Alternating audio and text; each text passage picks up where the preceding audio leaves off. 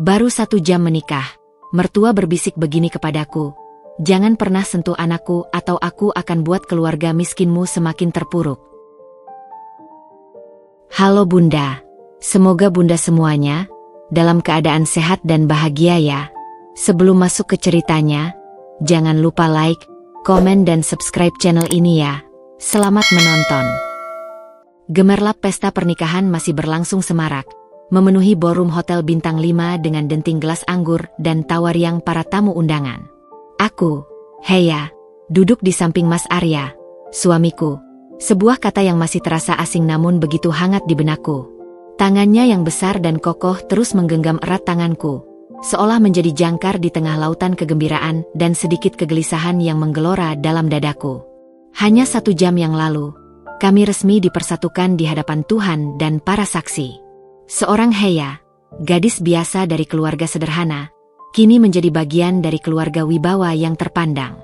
Meski cinta kami tulus, bayangan ketidaksetujuan Ibu Marina, Ibunda Arya, selalu mengusik kebahagiaan ini sejak awal. Kau baik-baik saja, sayang? Suara Arya yang dalam dan menenangkan membuyarkan lamunanku. Dia memandangku dengan mata penuh perhatian, sambil jarinya dengan lembut mengusap punggung tanganku. Kau terlihat agak pucat. Apakah terlalu lelah? Aku mencoba tersenyum, berusaha menyembunyikan gemuruh kegelisahan di dalam dada. Aku baik-baik saja, Ari. Hanya sedikit kewalahan dengan semua ini. Tanganku melambai lembut, menunjuk ke sekeliling ruangan yang dipenuhi wajah yang sebagian besar asing bagiku. Tenang saja, Enduk, bisiknya, menggunakan panggilan sayang yang selalu membuat hatiku berbunga. Aku di sini bersamamu. Kita akan melalui semua ini bersama. Namun, sebelum aku sempat menjawab, sebuah bayangan tinggi dan anggun tiba-tiba menghalangi cahaya lampu kristal di atas kami. Ibu Marina berdiri di sana, dengan gaun sutra berwarna champagne yang sempurna tanpa satu lipatan pun. Senyumnya termanis terukir di bibirnya yang merah, ditujukan pada para tamu di sekitar kami, tetapi matanya, yang memiliki bentuk dan warna yang sama dengan Arya, menyinari hawa dingin yang membuatku menggigil. Anakku, ucapnya pada Arya dengan suara merdu namun penuh otoritas. Bibi Sari dari Singapura ingin berbicara denganmu. Dia ada di dekat meja prasmanan. Arya menghela napas halus, lalu menepuk pundakku. Sebentar, ya. Aku akan kembali secepatnya. Dia mencium keningku sebentar sebelum beranjak pergi, meninggalkanku sendirian dengan wanita yang sejak awal menentang hubungan kami. Ibu Marina kemudian duduk di kursi yang baru saja ditinggalkan Arya. Dia berpura-pura menata kembali sanggul rambutku yang sudah sempurna, sebuah gerakan yang mungkin terlihat mesra di mata orang lain. Namun, sentuhannya terasa seperti es. Dia mendekatkan bibirnya ke telingaku, dan suara berbisiknya yang tajam menusuk langsung ke sanubariku. Heya, desisnya, pelan namun begitu jelas, memotong semua suara riuh di sekeliling kami. Dengarkan baik-baik apa yang akan ibu katakan. Dadaku sesak seketika. Nafasku tertahan di kerongkongan. Aku mendengarkan, ibu. Jangan pernah, bisiknya lagi, dengan penekanan yang membuat setiap kata terasa seperti pukulan. Sentuh anakku. Dunia di sekitarku seakan berhenti berputar. Bunyi musik dan tawa tamu memudar menjadi dengung tak jelas. Aku tidak mengerti, Bu. Gagaku, berusaha mencari udara. Arya sekarang adalah suamiku. Jangan berpura-pura bodoh, sergahnya berbisik, suaranya mendesis penuh kebencian. Kau pikir ibu tidak tahu niatmu yang sebenarnya? Seorang gadis miskin sepertimu yang tiba-tiba bisa naik kelas dengan menikahi Arya? Kau hanya mengincar harta dan nama keluarga wibawa. Air mata mulai menggenang di mataku, tapi kutahan. Itu tidak benar. Ibu, aku mencintai Arya. Cinta? Ejeknya dengan sinis. Jangan membuat ibu tertawa. Dengarlah baik-baik, Heya. Jika kau berani menyentuhnya, menjadikannya suamimu dalam arti yang sebenarnya. Dia berhenti sebentar, memastikan kata-katanya tersampaikan dengan jelas. Maka ibu akan hancurkan keluargamu yang sudah melarat itu. Ayahmu yang pegawai rendahan itu akan ibu pecat dari perusahaannya. Usaha konveksi kecil ibumu akan ibu tutup. Percayalah, Ibu punya kuasa dan koneksi untuk melakukan itu semua. Keluargamu akan lebih terpuruk daripada sebelumnya.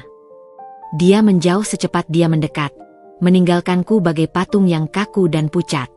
Senyum manisnya masih terpampang di wajahnya, seolah baru saja memberikan ucapan selamat dan restu terindah. Tapi kata-katanya telah meracuni seluruh keberadaanku, merobek semua kebahagiaan yang kurasakan sebelumnya. "Hei ya, apa ibu bilang sesuatu?" tanya Arya yang tiba-tiba sudah kembali di sampingku, wajahnya penuh kekhawatiran. Aku memaksakan senyum terkuat yang bisa kubuat, berusaha menahan getar di bibirku. Tidak ada, sayang. Ibu hanya memberi nasihat pernikahan." Aku menatap tanganku yang kini kembali tergenggam di tangannya. Sentuhannya yang biasanya menghangatkan, kini terasa seperti bara. "Jangan pernah sentuh anakku," bisikan itu bergema dalam kepalaku. Ruangan yang hangat tiba-tiba terasa sangat dingin. Aku tersenyum pada tamu-tamu yang melambaikan tangan, menjawab ucapan selamat mereka. Tapi semua terasa seperti adegan dalam film di mana aku bukanlah diriku sendiri. Aku memandang Arya, lelaki yang kucintai dengan segenap jiwa, dan untuk pertama kalinya, rasanya ada jurang yang mulai menganga antara kami. Sebuah jurang yang digali oleh ancaman dan kebencian dari wanita yang seharusnya menjadi ibuku juga. Pesta pun berlanjut. Tapi aku seperti berjalan dalam mimpi buruk. Setiap tatapan Ibu Marina dari seberang ruangan terasa seperti peringatan. Setiap senyumnya terasa seperti ancaman. Inilah awal pernikahanku, dibayangi oleh bisikan jahat yang akan mengubah hidupku selamanya. Kelegaan sementara menyelimutiku ketika kami akhirnya meninggalkan gemerlap pesta dan masuk ke dalam suite honeymoon mewah yang telah disiapkan. Namun, kelegaan itu cepat sirna ketika pintu tertutup, meninggalkan kami berdua dalam kesunyian yang tiba-tiba terasa sangat menakutkan. Kamar seluas itu, dengan dekorasi bunga-bunga segar dan pernak-pernik romantis, terasa lebih mirip dengan sebuah kandang mewah daripada tempat perlindungan bagi dua insan yang baru saja bersatu. Aroma mawar dan lilin aromaterapi yang semestinya menenangkan justru terasa menyengat di hidung, menambah rasa mual yang sudah menggelora di perutku sejak mendengar bisikan Ibu Marina. Arya melepas jasnya dan menggantungnya dengan rapi. Dia berbalik, wajahnya yang biasanya penuh kepercayaan diri kini terlihat lelah namun tetap hangat. "Akhirnya, hanya kita berdua," ucapnya sambil tersenyum, matanya berbinar-binar. Dia merentangkan tangannya, mengajakku untuk mendekat. "Sudah sepanjang hari aku menunggu momen ini, Ge." Namun, kakiku bagai ditambat ke lantai marmer. Setiap inci dari tubuhku menolak untuk bergerak mendekatinya. Bayangan Ibu Marina, senyum sinisnya, dan ancamannya yang keji bergema di kepalaku seperti mantra jahat. "Jangan pernah sentuh anakku." "Hei ya, ada apa?" tanyanya, senyumnya sedikit memudar. Tangannya yang terulur perlahan turun. Dia melangkah mendekatiku, dan secara insting, aku mundur selangkah. Gerakanku yang refleks itu membuatnya terhenti. Dan untuk pertama kalinya sejak kami bertemu, aku melihat bayangan luka di matanya. Aku hanya lelah, Ari. Sangat lelah. Suaraku terdengar serak, tidak seperti suaraku sendiri. Aku memalingkan wajah, berpura-pura memperhatikan rangkaian bunga di meja, hanya untuk menghindari tatapannya yang penuh pertanyaan. Dia mendekat lagi, kali ini lebih pelan, seperti mendekati seekor kucing liar yang ketakutan. "Hei ya. Sejak dari pesta tadi ada yang tidak beres denganmu. Ibu, apakah ibu mengatakan sesuatu yang menyakitkan hatimu?"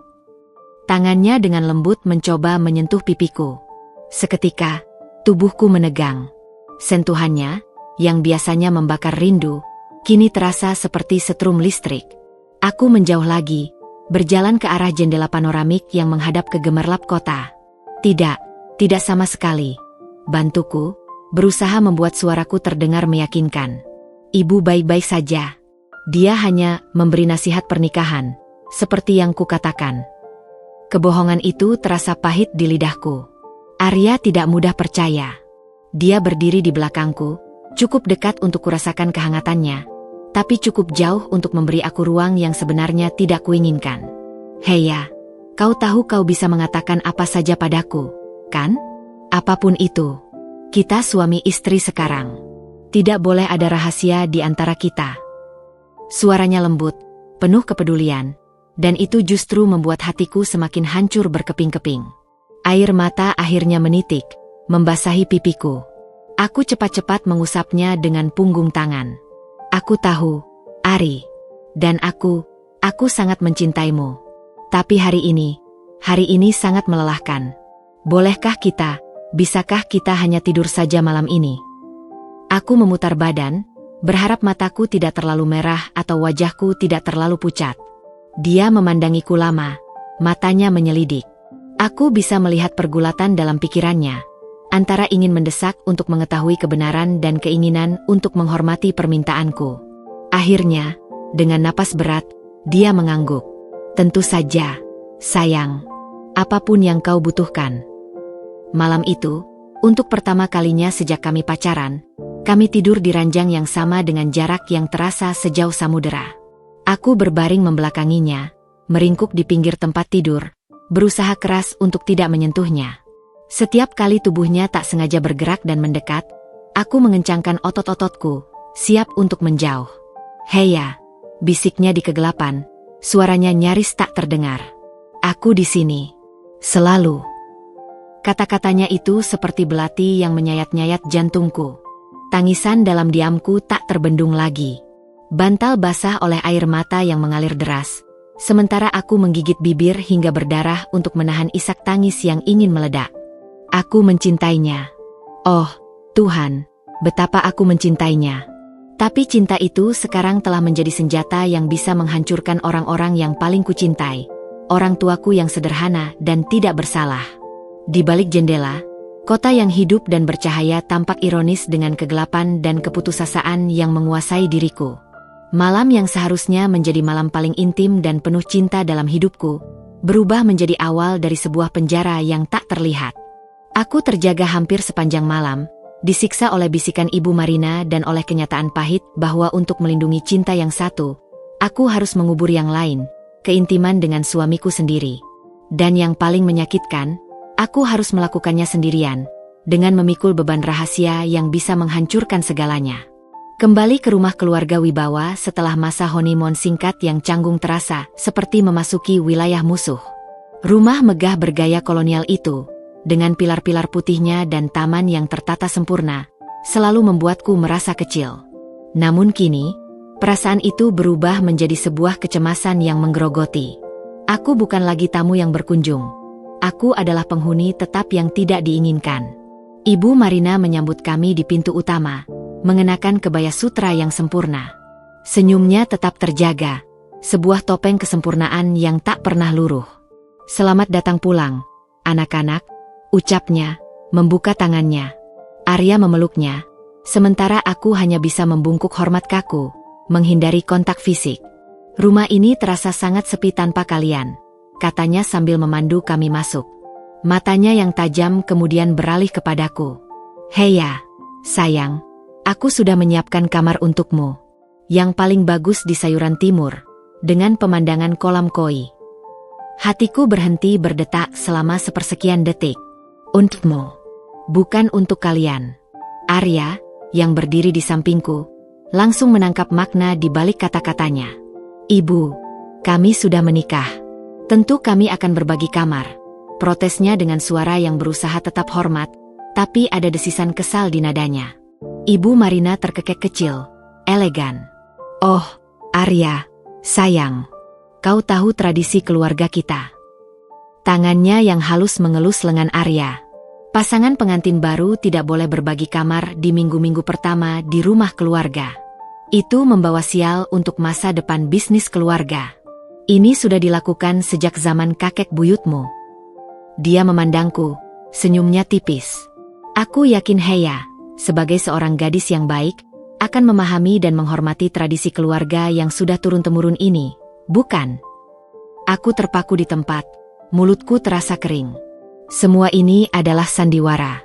Sebuah permainan kekuasaan yang licik. Jika aku membantah, aku akan dicap sebagai menantu yang tidak menghormati tradisi. Jika aku menerima, aku jatuh ke dalam perangkapnya. "Tentu saja, Ibu," akhirnya kukatakan, suaraku nyaris berbisik. Aku tidak berani menatap Arya. Aku menghormati tradisi keluarga. Heya, geram Arya, suaranya rendah. Tangannya menggenggam tanganku dengan erat, seolah memberi kekuatan. Ibu, ini sudah zaman modern.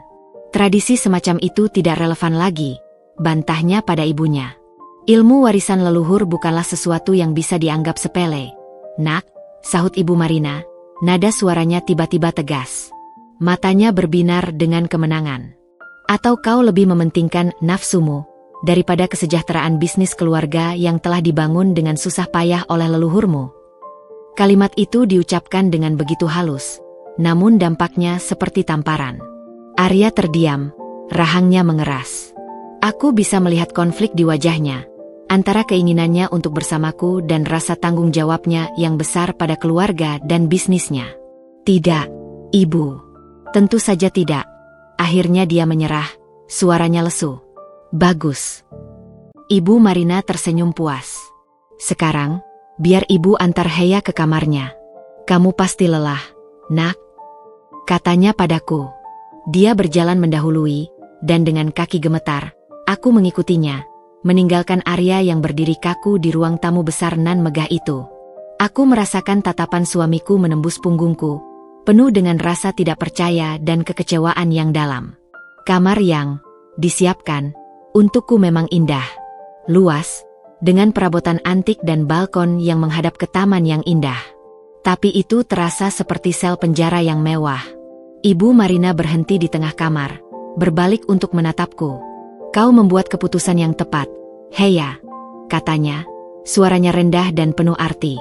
Lakukan apa yang ibu katakan, dan semuanya akan baik-baik saja.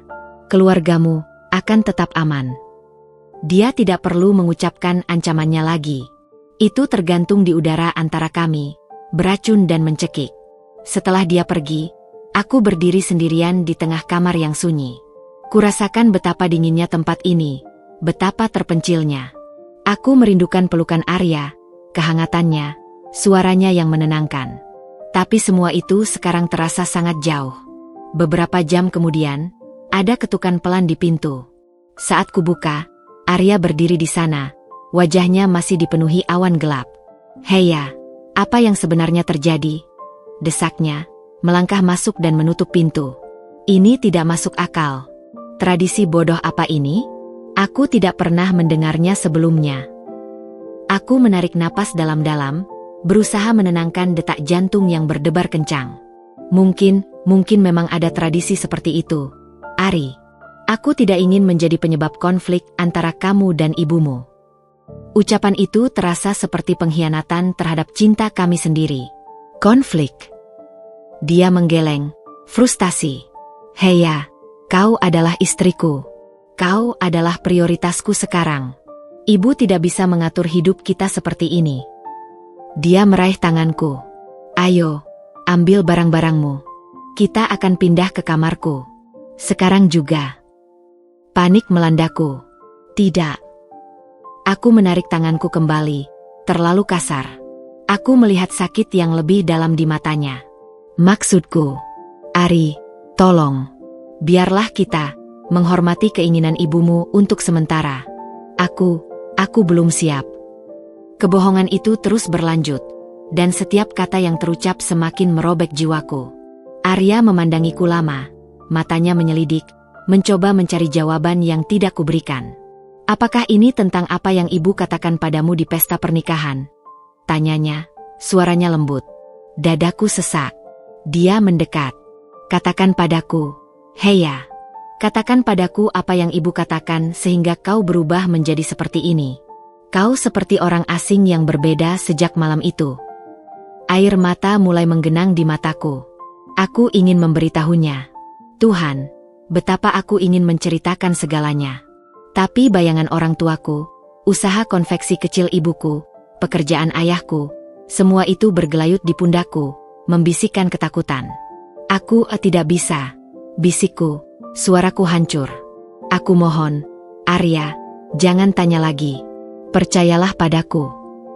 Dia terdiam sejenak, wajahnya dipenuhi kekecewaan dan kebingungan yang dalam.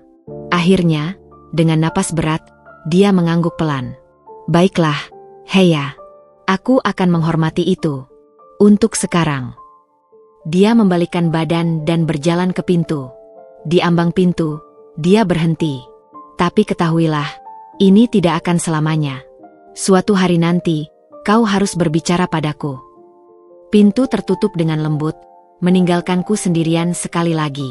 Aku merosot di lantai, tubuhku gemetar. Aku telah berhasil melindungi keluargaku untuk sementara waktu, tapi dengan mengorbankan kepercayaan suamiku sendiri. Aku terjebak dalam sebuah labirin yang dibangun oleh Ibu Marina, di mana setiap jalan keluar tampaknya hanya akan membawa malapetaka bagi orang yang kucintai. Dan di malam pertamaku di rumah ini, aku tidur sendirian, di sebuah kamar yang indah namun sunyi, sambil mempertanyakan apakah pernikahan ini adalah awal dari mimpi indah, atau justru awal dari sebuah mimpi buruk yang tak berkesudahan. Matahari pagi menyinari rumah megah keluarga Wibawa, namun sinarnya tidak mampu menembus dingin yang menyelimuti hatiku. Aku bangun lebih awal, dengan tekad bulat untuk membuktikan bahwa cintaku pada Arya tulus, bukan seperti tuduhan Ibu Marina. Mungkin, pikirku, jika aku bisa menunjukkan bahwa aku adalah menantu yang baik dan berbakti, perlahan-lahan dia akan melunak dan menerimaku. Itulah satu-satunya harapanku yang tersisa di tengah keputusasaanku. Dengan hati-hati, aku menuruni tangga marmer yang luas menuju dapur. Keputusan untuk tidak bergabung dengan Arya untuk sarapan di kamarnya adalah pilihan yang menyakitkan, tapi perlu untuk menghindari kecurigaan Ibu Marina. Dapur yang serba stainless dan berkilau itu sepi, hanya diterangi lampu sorot. Aku mengambil apron sederhana dan memutuskan untuk memasak bubur ayam, hidangan yang kuingat Arya sukai. "Selamat pagi, Ibu," sapa salah satu asisten rumah tangga, Bu Siti, dengan suara berbisik. Matanya penuh simpati. "Bisa saya bantu?" "Aku ingin memasak bubur untuk sarapan keluarga, Bu Siti," jawabku sambil tersenyum kecil. "Aku bisa melakukannya sendiri." Tidak butuh waktu lama, aroma kaldu ayam yang gurih mulai memenuhi dapur. Aku dengan hati-hati menyiapkan semua pelengkapnya. Ayam suwir, telur, seledri, bawang goreng, dan kerupuk. Ini adalah masakan sederhana dari masa kecilku, dan kuharap ini bisa membawa sedikit kehangatan di tengah rumah yang dingin ini. "Wah, siapa yang sedang rajin sekali di pagi buta?" Suara Ibu Marina yang tiba-tiba membuatku nyaris menjatuhkan sendok kayu. Dia berdiri di ambang pintu dapur, sudah berdandan sempurna dengan daster sutra. Matanya menyapu seluruh pekerjaanku dengan tatapan yang menilai. "Aku cuma ingin memasak sarapan untuk keluarga, Ibu," jawabku, berusaha terdengar sopan dan ramah. Dia mendekat, mencium-cium aroma bubur. Bubur ayam. Masakan rakyat." Ucapannya terdengar merendahkan. "Kami biasanya sarapan dengan oatmeal, smoothie bowl, atau croissant, heya. Tapi tidak apa-apa. Sesekali mencoba masakan rakyat jelata mungkin bisa menjadi pengalaman yang menarik." Senyum tipisnya membuat perutku mual. Sebelum aku sempat membalas, Arya masuk ke dapur. Wajahnya langsung berseri ketika mencium aromanya. "Heya, kau masak bubur ayam? Masakan favoritku." Dia mendekat dan tanpa ragu mengecup keningku. Sentuhannya yang hangat dan spontan itu membuat dadaku berdebar campur aduk antara bahagia dan bersalah. "Kau harus mencobanya dulu sebelum terlalu bersemangat, sayang," sahut Ibu Marina dengan nada datar. "Kita tidak pernah tahu rasanya seperti apa." Arya mengabaikan komentarnya dan langsung mengambil mangkuk. Dia menyantapnya dengan lahap. "Ini enak sekali, Ge.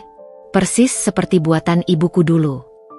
Pujian tulusnya membuat mataku berkaca-kaca. Ibu Marina hanya mendengus halus. "Kita lihat saja nanti." Saat sarapan di meja makan besar, Ibu Marina hanya memindah-mindahkan bubur di mangkuknya dengan sendok perak, hampir tidak menyentuhnya. Arya, di sampingku, menghabiskan 2 mangkuk dengan antusias. Pujiannya terus mengalir, dan untuk sesaat, aku merasa bahagia. Setidaknya, ada satu hal yang berhasil kulakukan dengan baik. Setelah sarapan, aku memutuskan untuk membantu membersihkan taman. Aku menggulung lengan baju dan mulai memetik daun-daun kering dan menyiram tanaman. Keringat di keningku terasa lebih membebaskan daripada AC dingin di dalam rumah. Pekerjaan fisik ini memberikanku pelarian dari pikiran-pikiran yang berputar-putar di kepalaku. Di tengah kesibukanku, Ibu Marina muncul lagi, kali ini dengan secangkir teh di tangannya. Dia duduk di bangku taman, mengamati setiap gerak-gerikku. "Rajin sekali kau hari ini, Heya," ucapnya, suaranya halus namun penuh sengatan. "Berusaha keras untuk membuktikan diri, ya." Aku berhenti menyiram, menatapnya. "Aku hanya ingin berguna, Ibu." "Atau," bisiknya, memastikan tidak ada yang mendengar, "kau hanya sedang berpura-pura rajin di depan Arya? Menjadi istri yang sempurna, untuk menutupi niatmu yang sebenarnya." Sakitnya bukan main. "Itu tidak benar, Ibu. Aku mencintai Arya." "Cinta?" Dia terkekeh. "Cinta tidak akan membayar tagihan atau menyelamatkan usaha konveksi ibumu yang hampir bangkrut, bukan?" Ancaman terselubung itu kembali menggantung di antara kami. Dia berdiri dan mendekatiku. "Teruslah berpura-pura, Heya. Tapi ingat, aku mengawasimu. Setiap langkahmu." Dia pergi, meninggalkanku dengan getir dan kemarahan yang tertahan. Air mata kembali menggenang, tapi kali ini, aku menahannya. Aku tidak akan memberinya kepuasan melihatku menangis. Sore harinya, ketika Arya pulang kerja, dia langsung mencariku. "Ibu bilang kau menghabiskan seharian membersihkan taman. Kau tidak perlu melakukan itu, sayang. Kita punya tukang kebun untuk urusan itu." "Aku senang melakukannya, Ari." "Itu menenangkan," jawabku, membersihkan tanah di celana. Dia memegang tanganku. "Aku bangga padamu, Heya. Melihatmu berusaha keras untuk menyesuaikan diri, itu berarti bagiku." Dia memandangku dalam-dalam. "Tapi kau terlihat lelah. Jangan memaksakan diri." Kata-katanya yang penuh perhatian itu justru membuatku semakin bersalah. Dia mengira semua usahaku adalah untuknya, untuk pernikahan kami. Dia tidak tahu bahwa ini adalah pertempuran untuk bertahan hidup, untuk melindungi keluargaku dari ancaman ibunya sendiri. "Aku baik-baik saja," bohongku sekali lagi, sambil menatap tangannya yang menggenggam tanganku. Sentuhannya masih sehangat dulu, masih membuatku rindu untuk lebih dekat. Tapi setiap kali keinginan itu muncul, bayangan Ibu Marina dan ancamannya seperti ember air dingin yang menyiram seluruh tubuhku. Malam itu, setelah makan malam yang canggung di mana Ibu Marina terus-menerus memuji masakan Koki dan secara halus mengkritik bubur ayam pagi tadi, aku kembali ke kamarku yang sunyi. Aku merosot di lantai, menatap langit-langit yang tinggi. Semua usahaku hari ini sia-sia. Tidak peduli seberapa keras aku berusaha, di matanya aku tetap si gadis miskin yang berusaha mengambil alih keluarganya. Pengabdianku dianggap palsu. Cintaku dianggap sebagai kedok. Dan yang paling menyakitkan, aku tidak bisa berbagi beban ini dengan satu-satunya orang yang seharusnya menjadi tempatku bersandar. Aku terjebak dalam sebuah permainan di mana peraturannya dibuat oleh Ibu Marina, dan aku dipaksa untuk memainkannya, sambil terus mengubur perasaanku sendiri semakin dalam. Ketenangan semu yang kujalani selama beberapa minggu terakhir pecah berantakan di sebuah pagi yang tampak biasa saja. Aku sedang membantu Bu Siti merapikan ruang keluarga ketika ponselku bergetar tak henti-hentinya. Dari layar, nama, Mama, berkedip-kedip, dan hatiku langsung berdebar kencang. Ibu jarang menelepon di jam segini. "Ma, ada apa?" sambutku, berusaha menyamarkan kegelisahan di suaraku. Suara ibu di seberang sana pecah, terisak-isak. "Heya, nak." Usaha ibu, pemasok kain utama kita, Pak Jono, tiba-tiba membatalkan semua pesanan dan menolak mengirim bahan baku lagi. "Apa?" Napasku tersedak. "Kenapa? Bukannya kita sudah kerja sama bertahun-tahun?" Dia bilang dapat tekanan dari pihak yang lebih besar. Dia minta maaf, tapi tidak bisa berbuat apa-apa. Suara ibu semakin parau. "Tanpa kain, kita tidak bisa memenuhi pesanan. Ada 3 order besar yang harus diselesaikan bulan ini. Jika gagal, kita harus bayar denda yang besar, dan toko kita bisa bangkrut, Heya." Dunia di sekelilingku berputar. Aku memegang pinggiran meja untuk menahan tubuhku yang goyah. Tekanan dari pihak yang lebih besar. Kata-kata itu bergema di kepalaku. "Tidak, ini bukan kebetulan. Tenang, Ma. Tenang dulu," kataku, berusaha menenangkannya sekaligus diriku sendiri. Aku akan coba cari solusi. Percayalah padaku. Setelah menenangkan ibu sebisa mungkin, aku menutup telepon dengan tangan yang gemetar. Tubuhku serasa dingin. Ancaman Ibu Marina bukanlah gertakan. Dia benar-benar melakukannya.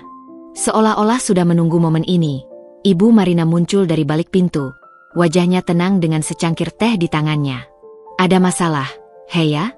Tanyanya, nada suaranya innocent, tapi matanya berbinar dengan kepuasan yang tak tersembunyi. Aku menatapnya, rasa takut dan kemarahan bergolak di dalam dada. Ibu tahu apa yang terjadi pada usaha ibuku. Desisku, suaraku bergetar menahan amarah. Dia mengangkat alis, berpura-pura terkejut. Usaha ibumu? Oh, konveksi kecil itu? Sedang ada masalah.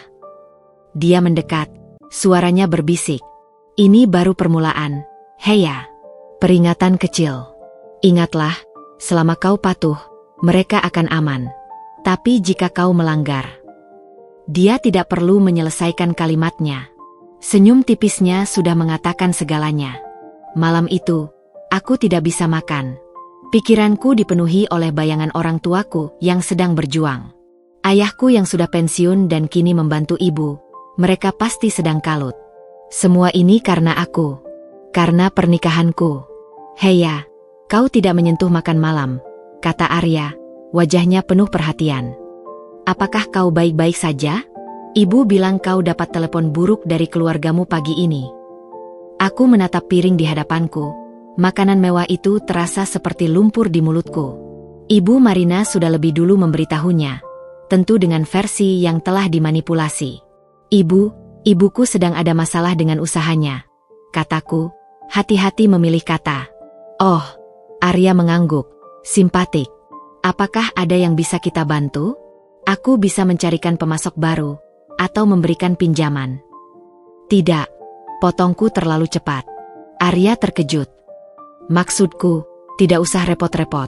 Itu, hanya masalah kecil. Mereka bisa mengatasinya. Aku tidak bisa mengambil risiko. Bantuan darinya hanya akan membuat Ibu Marina semakin murka. Tapi Arya tampak tidak percaya. Heya, kau jelas-jelas terguncang.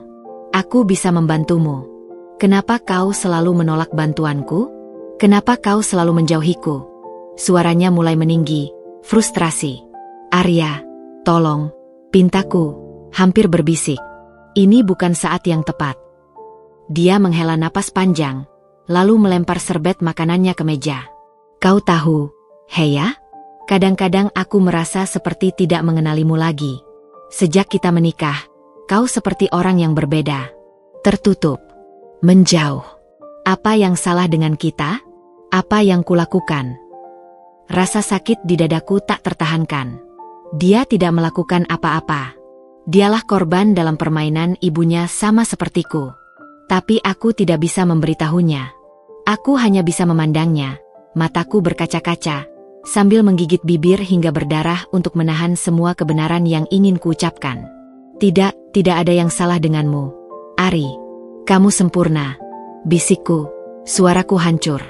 Ini aku. Aku yang bermasalah. Dia menggeleng, wajahnya dipenuhi kekecewaan yang dalam.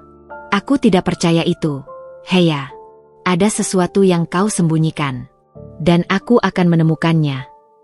Dia berdiri dari meja dan meninggalkan ruang makan, meninggalkanku sendirian dengan Ibu Marina yang dari ujung meja, tersenyum kecil sambil menyantap makanannya dengan elegan. Kembali di kamarku, aku menelepon ibu lagi. Suaranya masih sedih.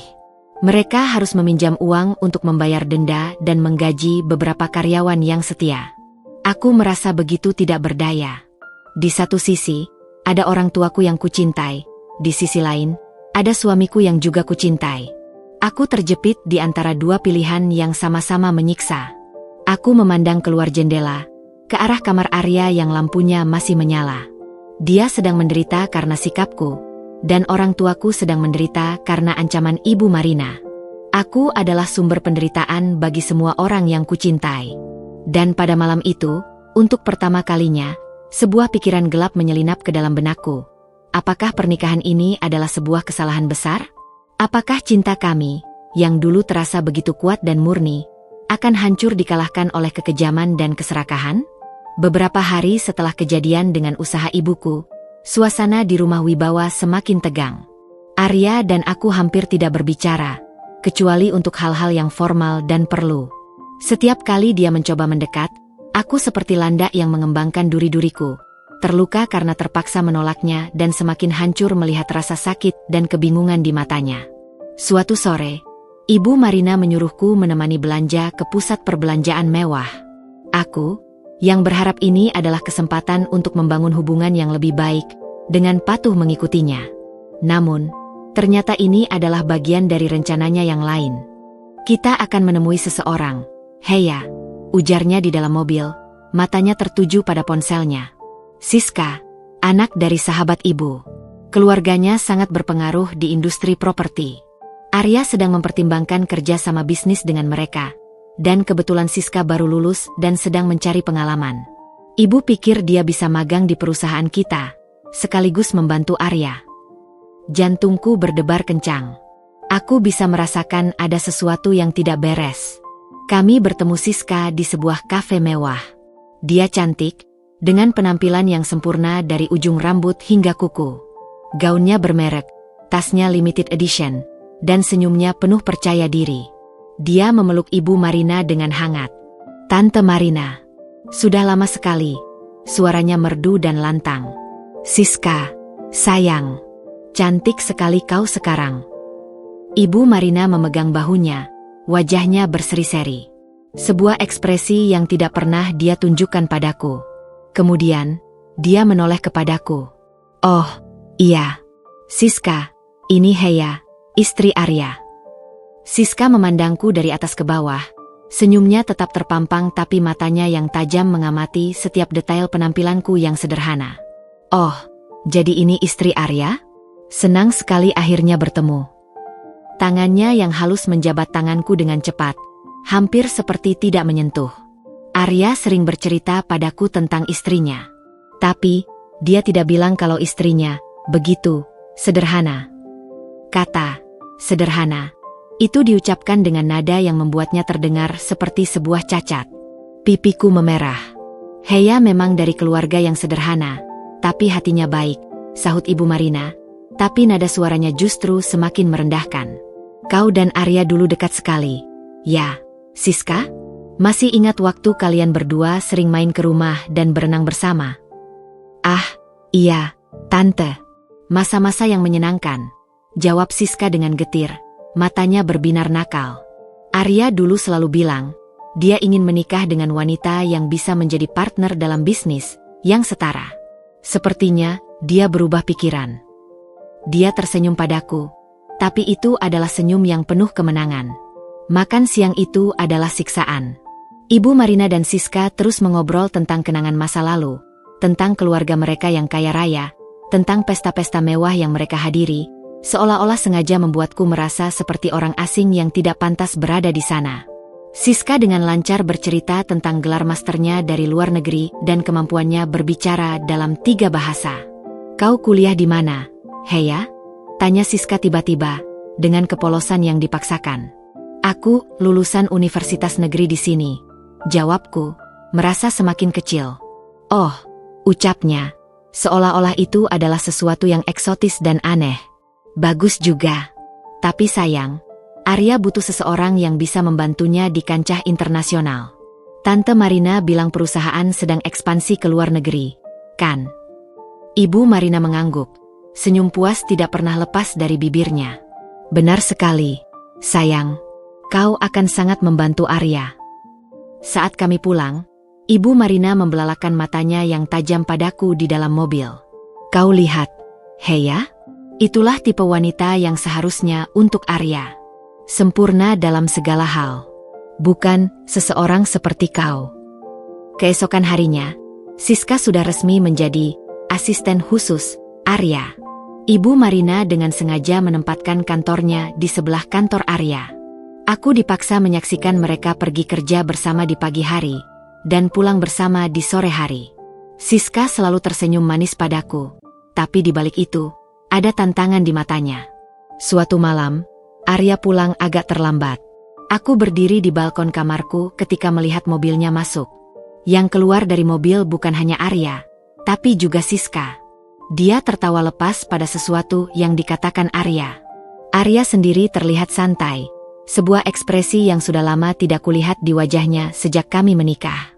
Siska kemudian meletakkan tangannya di lengan Arya dan berdiri berjinjit untuk membisikkan sesuatu di telinganya.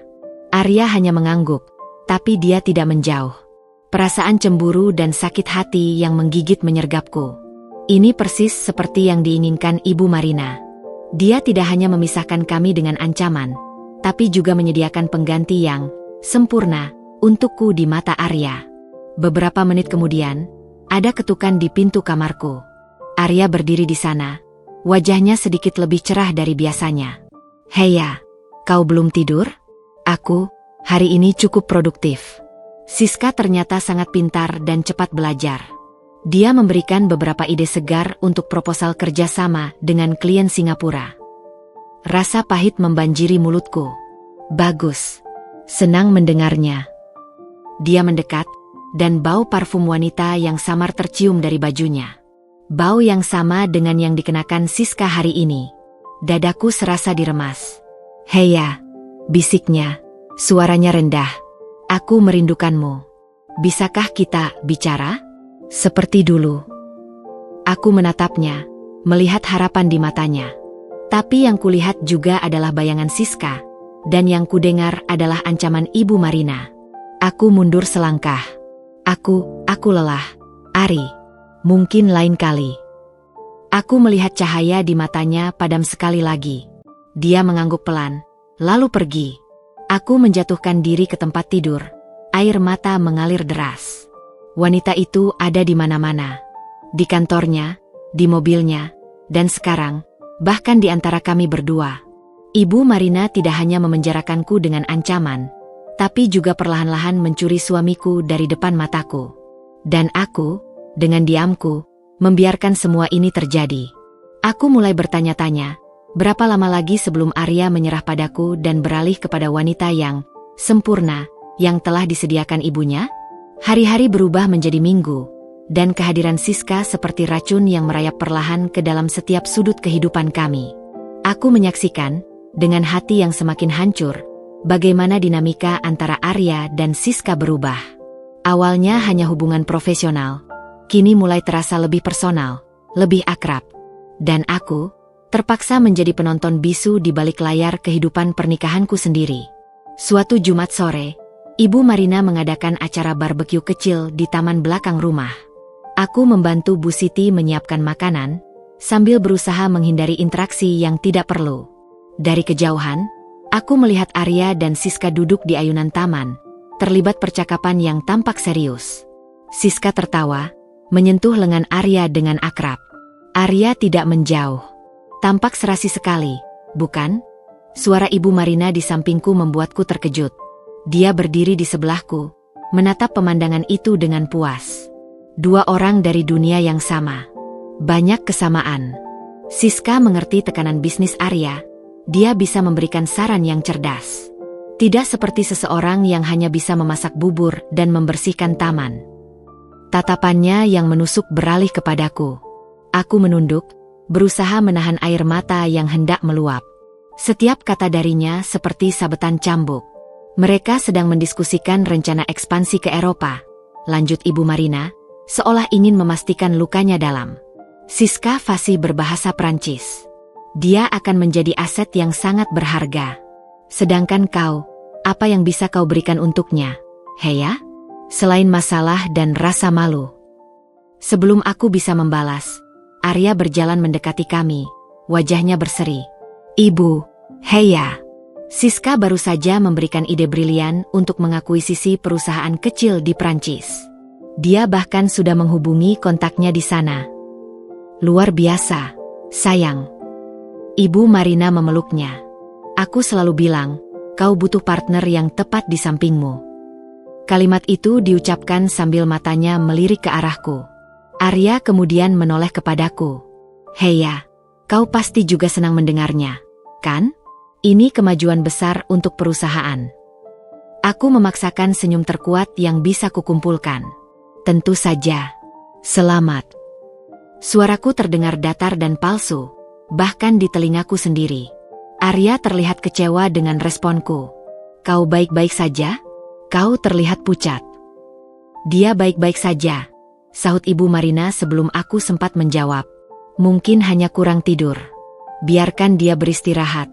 Nak, kau dan Siska harus merayakan ide brilian ini. Aku suruh supir antar kalian makan malam di luar. Arya terlihat ragu, menatapku. Tapi, Heya. Pergilah, Ari, potongku, menatap sepatuku. Aku memang agak lelah. Kau pantas merayakannya. Setiap kata yang keluar terasa seperti pengkhianatan terhadap hatiku sendiri. Aku melihat mereka pergi, Siska dengan senyum kemenangannya, Arya dengan wajah yang masih bingung. Malam itu, aku makan malam sendirian di kamar, sambil mendengar Ibu Marina bercerita pada tamu-tamunya tentang betapa cocoknya Arya dan Siska. Keesokan harinya, Sabtu pagi, aku memutuskan untuk mencari sedikit kedamaian di perpustakaan rumah. Namun, saat mendekati pintu, aku mendengar suara dari dalam. Arya dan Siska. Tidak pernah mengerti apa yang salah. Siska. Suara Arya terdengar frustrasi. Dia seperti orang yang berbeda. Selalu menjauh, tidak pernah mau bicara. Maybe she's just not the right one for you. Ari, suara Siska lembut, penuh simpati palsu. Kau butuh seseorang yang bisa mengimbangimu, yang mengerti duniamu. Bukan seseorang yang, well, kau tahu. Tapi aku mencintainya, bantah Arya, suaranya lemah. Cinta saja tidak cukup, Ari. Lihatlah dirimu sekarang. Kau stres, tidak bahagia. Pernikahan seharusnya tidak terasa seperti penjara. Dari celah pintu, aku melihat Siska meletakkan tangannya di pundak Arya. Kau pantas mendapatkan yang lebih baik. Someone who can stand by your side as an equal. Arya tidak langsung menjawab, dan diamnya itu lebih menyakitkan daripada kata-kata penolakan. Aku tidak tahan lagi. Aku berbalik dan berlari menyusuri koridor. Air mata mengalir deras. Patah hati yang kurasakan bukan hanya karena kedekatan mereka, tapi karena aku tahu, dalam hati kecilku, bahwa beberapa hal yang dikatakan Siska ada benarnya. Dalam keadaan ini, aku tidak bisa menjadi partner yang setara untuk Arya. Aku hanya menjadi beban. Beberapa jam kemudian, Arya mencariku di kamarku. Wajahnya tampak berat. Kau ada di perpustakaan tadi pagi? Tanyanya langsung ke pokok persoalan. Aku mengangguk, tidak bisa berbicara. Jadi kau dengar. Dia menarik napas dalam. Heya, aku tidak bermaksud. Aku tahu, potongku, suaraku serak. Dia benar, Ari. Kau pantas mendapatkan seseorang yang bisa membantumu, yang mengerti duniamu. Mengucapkan kata-kata itu terasa seperti menusuk jantungku sendiri. Arya memandangku, matanya penuh rasa sakit dan kebingungan. Apa yang kau katakan? Kau adalah istriku. Aku menginginkanmu. Tapi kali ini, dia tidak mendekat. Dia tetap berdiri di pintu, seolah ada tembok tak terlihat yang memisahkan kami. Dan aku menyadari, dengan rasa sakit yang luar biasa, bahwa rencana Ibu Marina perlahan mulai berhasil. Dia tidak hanya memisahkan kami secara fisik, tapi juga mulai merenggangkan ikatan emosional kami. Aku kehilangan suamiku, bukan karena tidak mencintainya, tapi justru karena mencintainya terlalu dalam hingga rela mengorbankan kebahagiaanku sendiri untuk melindunginya dan keluargaku dari ancaman ibunya. Ironi yang begitu pahit untuk ditelan. Tekanan yang kualami mulai menunjukkan dampak fisik. Berat badanku turun drastis, lingkaran hitam di bawah mataku semakin dalam, dan senyumku hanyalah topeng kosong yang kukenakan setiap hari. Aku seperti robot yang menjalani rutinitas, menghindari Arya, menuruti perintah Ibu Marina, dan diam-diam menelepon orang tuaku setiap malam untuk memastikan mereka masih bertahan. Meski usaha ibuku nyaris gulung tikar dan mereka harus berhutang kemana-mana. Suatu senja, aku merasa sangat lelah secara mental. Aku memutuskan untuk mencari buku yang bisa mengalihkan pikiranku. Mungkin novel roman klasik yang bisa mengingatkanku pada cinta yang dulu kumiliki. Aku menuju ke perpustakaan pribadi Ibu Marina di sayap timur rumah. Sebuah ruangan yang biasanya selalu terkunci tapi hari itu terbuka sedikit.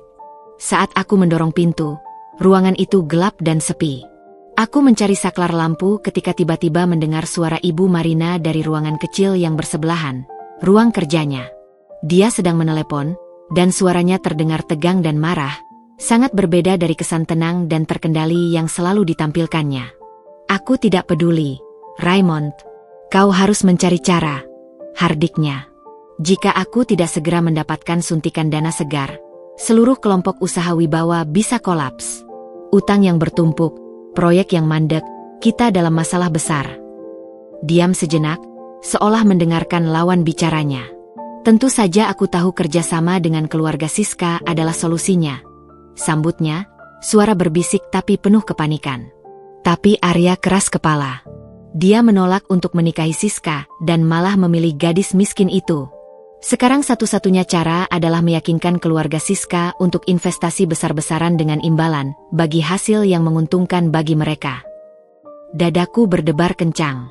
Aku menahan napas, mendekat ke pintu ruang kerja yang terbuka sedikit.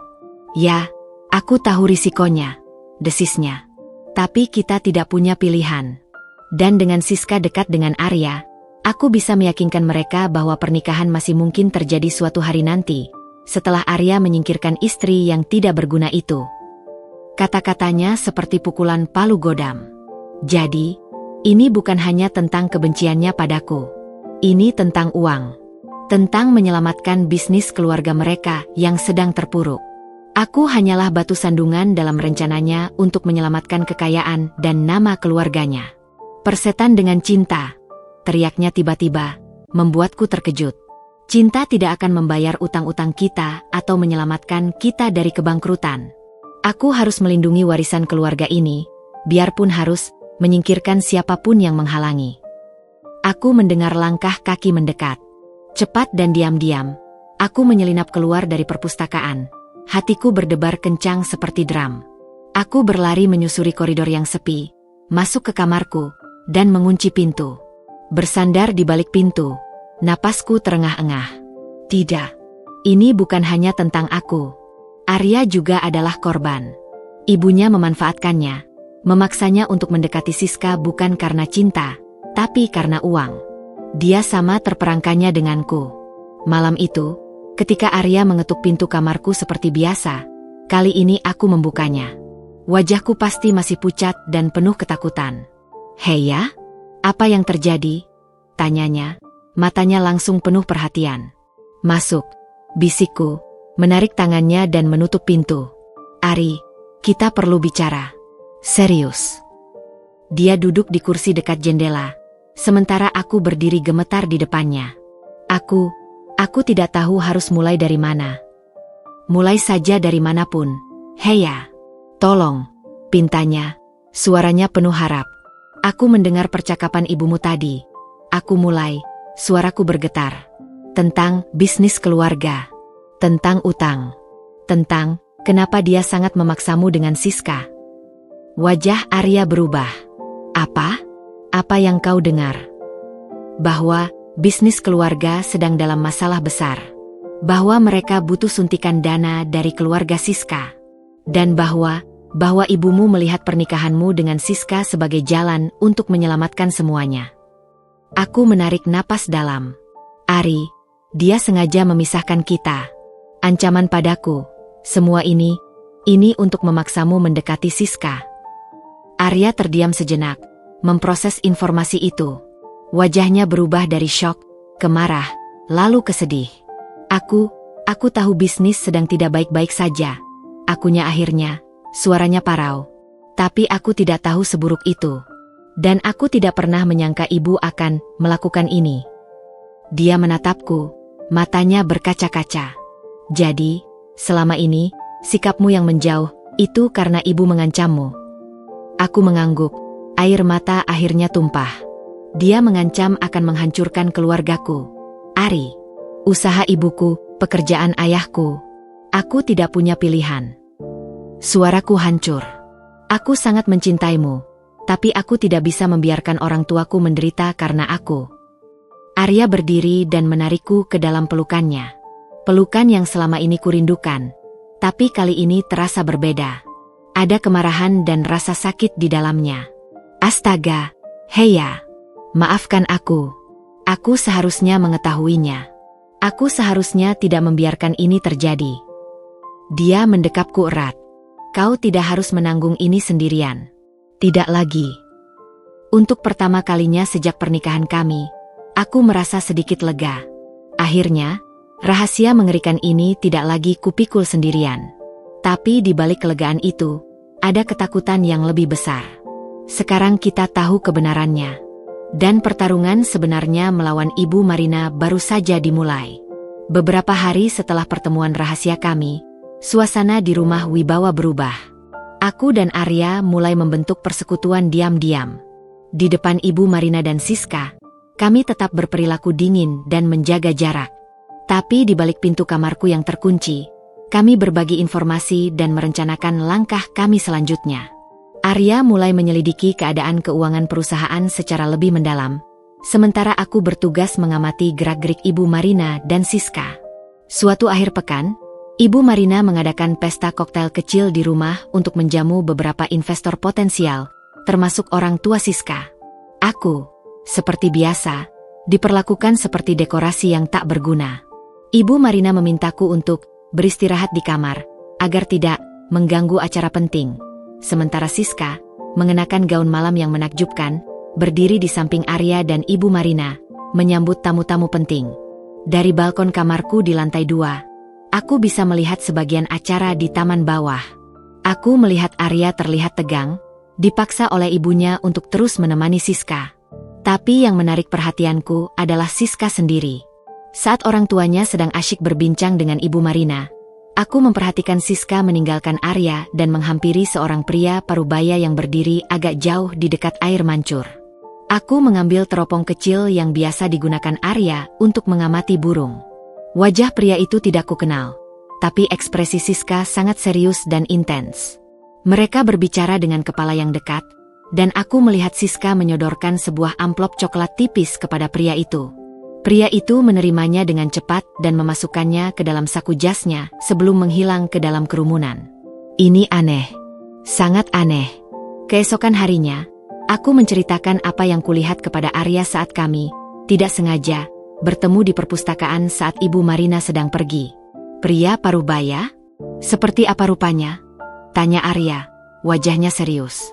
Aku tidak mengenalinya. Tapi dia memakai jas abu-abu dan memiliki kumis. Sikapnya, seperti seorang pengacara atau sesuatu yang profesional. Jelasku. Arya mengernyit. Kumis? Itu mungkin Pak Hendra, pengacara keluarga Siska. Tapi apa yang dia lakukan di pesta kita? Dan mengapa Siska memberinya sesuatu secara diam-diam? Apakah ini ada hubungannya dengan investigasimu? Tanyaku penuh harap. Aku belum yakin. Jawab Arya. Tapi aku sudah menemukan beberapa keanehan. Ada beberapa laporan keuangan yang tidak sesuai, transfer dana ke perusahaan lain yang tidak kukenal. Aku sedang melacaknya. Dia memegang tanganku. Terima kasih, Heya. Kau membantuku membuka mataku. Beberapa hari kemudian, karma mulai berbalik pada Ibu Marina. Aku sedang duduk di ruang keluarga ketika Ibu Marina menerima telepon dari ayah Siska. Suaranya yang biasanya tenang tiba-tiba melengking. Apa? Tidak mungkin. Itu bukan kesepakatan kita, teriaknya. Wajahnya yang biasanya sempurna berkerut karena kemarahan dan ketakutan. Kau tidak bisa melakukan ini. Kita sudah berjanji. Dia mendengarkan sebentar. Wajahnya semakin pucat. Jadi selama ini kau dan anakmu hanya memanfaatkan kami? Kau biarkan aku memaksa Arya mendekati Siska, sementara kalian diam-diam mengambil alih saham kami. Aku berpura-pura membaca buku, tapi telingaku menyaring setiap kata. Persetan dengan itu. Aku tidak peduli. Ibu Marina hampir menangis. Kau menghancurkan kami. Aku mempercayaimu. Dia melemparkan ponselnya ke sofa, tubuhnya gemetar. Dia tidak menyadari kehadiranku. Bodoh. Aku sangat bodoh, geramnya pada dirinya sendiri. Aku pikir aku yang memanfaatkan mereka, tapi ternyata merekalah yang memanfaatkanku. Dia menarik napas dalam-dalam, mencoba menenangkan diri. Saat dia berbalik, Dia melihatku dan wajahnya berubah marah. "Apa yang kau lihat?" hardiknya. "Aku tidak melihat apa-apa, Ibu," jawabku tenang, menutup buku. "Apakah ada masalah?" Dia mendekatiku, matanya membara. Kau bahagia melihat ini, bukan? Melihat rencanaku berantakan." "Aku tidak tahu rencana ibu seperti apa yang ibu maksud," jawabku, berusaha tetap tenang. "Tapi mungkin ini pelajaran, Ibu, bahwa tidak semua hal bisa dibeli atau dipaksa dengan ancaman." Wajahnya merah padam. "Jangan berani-berani memberi nasihat padaku, gadis kecil. Ini semua salahmu. Jika kau tidak ada, Arya sudah menikahi Siska dan semua ini tidak akan terjadi." Tapi kali ini, kata-katanya tidak menyakitkan seperti biasa. Karena aku tahu, kebenarannya mulai terungkap. Rencana liciknya untuk menyelamatkan bisnis keluarganya dengan memaksa Arya menikahi Siska justru menjadi bumerang. Keluarga Siska, yang lebih licik dan haus kekuasaan, menggunakan kedekatan itu untuk mengambil alih perusahaan Wibawa dari dalam. Malam itu, Arya membenarkan semuanya. "Kau benar," katanya di kamarku, suara rendah. "Keluarga Siska, melalui beberapa perusahaan cangkang, telah membeli saham kami secara diam-diam. Mereka sekarang memegang hampir 30%. Ibu terlena karena sibuk memaksaku untuk dekat dengan Siska dan tidak menyadari permainan mereka." "Jadi, apa yang akan kita lakukan?" tanyaku. Arya menatapku, matanya penuh tekad. "Sekarang giliran kita untuk bertindak. Ibu mungkin salah, tapi ini adalah warisan keluarga kami. Aku tidak akan membiarkan Siska dan keluarganya mengambil alih semuanya." Dia memegang bahuku. "Dan kau, istriku, akan berada di sampingku. Bukan Siska, bukan ibu, tapi kau dan aku, bersama-sama." Untuk pertama kalinya sejak menikah, aku melihat api di mata Arya. Api perjuangan, bukan hanya untuk menyelamatkan pernikahan kami, tapi juga untuk merebut kembali kendali atas hidup dan masa depannya sendiri. Dan aku akan berada di sisinya. Karma untuk Ibu Marina telah dimulai, dan kami akan memastikan bahwa pelajaran ini tidak akan pernah dia lupakan. Ketegangan di rumah Wibawa mencapai puncaknya. Ibu Marina, yang biasanya dingin dan terkendali, sekarang seperti harimau yang terluka. Dia berjalan mondar-mandir di ruang kerjanya. Suara marahnya sering terdengar dari balik pintu yang tertutup saat dia menelepon para pengacaranya, berusaha mati-matian untuk membendung kerusakan yang ditimbulkan oleh keluarga Siska. Aromanya yang sempurna mulai retak, dan untuk pertama kalinya, aku melihat keriput kecemasan di sudut matanya. Arya pun sibuk. Dia menghabiskan waktu berjam-jam di kantor, menyelidiki lubang keuangan dan mengumpulkan bukti. Kami jarang bertemu, dan ketika bertemu, hanya ada anggukan singkat dan tatapan penuh arti. Persekutuan diam-diam kami telah mengubah dinamika kekuasaan di rumah ini. Aku tidak lagi menjadi korban yang ketakutan. Sekarang, aku adalah penunggu yang sabar, menunggu saat yang tepat untuk melakukan langkahku. Saat itu tiba pada sebuah malam ketika Ibu Marina memanggilku ke ruang kerjanya. Ruangan itu, dengan meja kayu mahoganinya yang besar dan lukisan-lukisan mahal, terasa seperti ruang interogasi. Dia duduk di belakang mejanya, wajahnya pucat tapi matanya masih menusuk. "Kau pasti sangat senang dengan kekacauan ini," sambutnya, tanpa basa-basi. Aku tidak langsung menjawab. Aku berdiri di hadapannya, punggungku lurus, sesuatu yang tidak pernah kulakukan sebelumnya. "Aku tidak senang melihat keluarga ini menderita, Ibu. Tapi mungkin ini konsekuensi dari tindakan tertentu." Dia mendelik. "Jangan mulai bersikap pintar, Heya. Kau tetap saja gadis miskin yang tidak pantas berada di sini." Kali ini, kata-katanya tidak melukai. Aku sudah kebal. Mungkin. Tapi aku adalah istri Arya, dan apapun yang mengancamnya, juga mengancamku. Dia terkekeh sinis. "Oh, jadi sekarang kau pahlawan? Setelah berbulan-bulan jadi boneka yang penakut?" "Bukan pahlawan, Ibu. Hanya seorang istri yang akhirnya sadar bahwa diam bukanlah jawaban." Aku mengambil langkah maju. "Aku tahu segalanya. Tentang utang keluarga. Tentang rencanamu menggunakan Arya untuk menyelamatkan bisnis. Dan aku juga tahu bahwa rencanamu itu justru membawa malapetaka. Wajahnya berkerut. Arya memberitahumu? Dia mengkhianatiku. Bukan pengkhianatan, Ibu. Dia hanya memilih untuk tidak lagi dipermainkan. Aku menarik napas dalam. Dan aku juga membuat pilihan. Aku tidak akan diam lagi. Mata Ibu Marina menyipit. Apa yang kau rencanakan, gadis kecil? Tidak ada yang dramatis. Aku hanya akan berdiri di samping suamiku. Dan mulai besok, aku akan pindah ke kamarnya. Tradisi membawa sial itu sudah berakhir. Dia berdiri dengan cepat, wajahnya merah karena kemarahan. Berani-beraninya kau. Kau pikir kau bisa melawan aku? Aku masih bisa menghancurkan keluargamu. Sekarang giliranku yang tersenyum. Senyum kecil yang penuh keyakinan. Silakan, Ibu. Tapi ingat, sekarang aku tahu rahasiamu. Dan jika sesuatu terjadi pada keluargaku, aku jamin rahasia tentang keadaan sebenarnya perusahaan Wibawa dan bagaimana kau hampir menyerahkannya pada keluarga Siska akan tersebar kemana-mana. Bayangkan bagaimana para investor dan rekan bisnis akan bereaksi. Dia terdiam, mulutnya terbuka sedikit. Itu adalah pertama kalinya aku melihat Ibu Marina benar-benar kehilangan kata-kata. Dia terhuyung mundur, bersandar di mejanya untuk menopang tubuhnya. Kau tidak akan berani, gumannya, tapi suaranya tidak meyakinkan. Coba saja, tantangku. Suaraku tenang namun penuh keyakinan. Kita lihat siapa yang lebih banyak kehilangan. Aku tidak menunggu jawabannya. Aku berbalik dan berjalan keluar dari ruang kerjanya, meninggalkannya dalam keheningan yang pecah. Jantungku berdebar kencang, tapi bukan karena takut. Ini karena kebebasan. Untuk pertama kalinya, aku melawan. Aku mengambil kendali. Malam itu, aku tidak kembali ke kamarku yang sunyi. Aku berjalan menyusuri koridor yang sudah kukenal dengan baik dan menuju kamar Arya. Aku mengetuk pintunya. Dia membuka, wajahnya tampak lelah. "Hei ya, ada apa?" "Aku melakukannya," kataku. Suaraku bergetar sedikit karena adrenalin.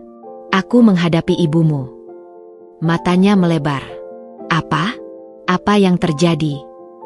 Aku memberitahunya bahwa aku akan pindah ke sini. Dan aku mengancam akan membongkar rahasianya jika dia masih berani menyentuh keluargaku. Arya terdiam sejenak, lalu senyum lebar muncul di wajahnya. Dia menarikku ke dalam pelukannya, tertawa kecil yang lega. "Astaga, Heya, aku bangga padamu." "Aku juga bangga padaku," bisikku, menikmati kehangatan pelukannya setelah sekian lama. Malam itu, untuk pertama kalinya sejak pernikahan kami, aku tidur di ranjang yang sama dengan suamiku. Tidak ada lagi jarak. Tidak ada lagi ketakutan. Aku berbaring di pelukannya, mendengar detak jantungnya yang stabil. Rasanya seperti kembali ke rumah. Ini bukanlah akhir dari pertempuran kami. Masih ada keluarga Siska yang harus dihadapi, dan bisnis yang harus diselamatkan.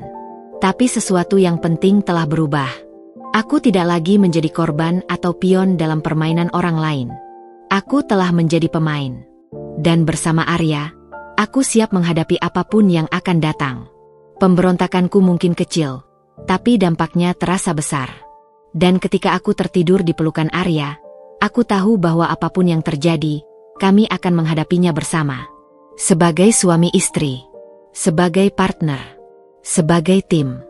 Malam itu, meski tubuhku lelah, pikiranku tetap terjaga. Berbaring di samping Arya setelah berbulan-bulan terpisah terasa seperti mimpi yang indah sekaligus menakutkan. Apakah ini nyata?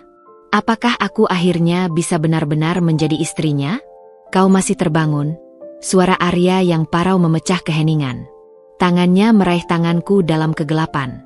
"Aku takut ini mimpi," bisikku, suaraku gemetar. Dia memelukku lebih erat. "Ini nyata, G. Kau ada di sini, bersamaku." Akhirnya.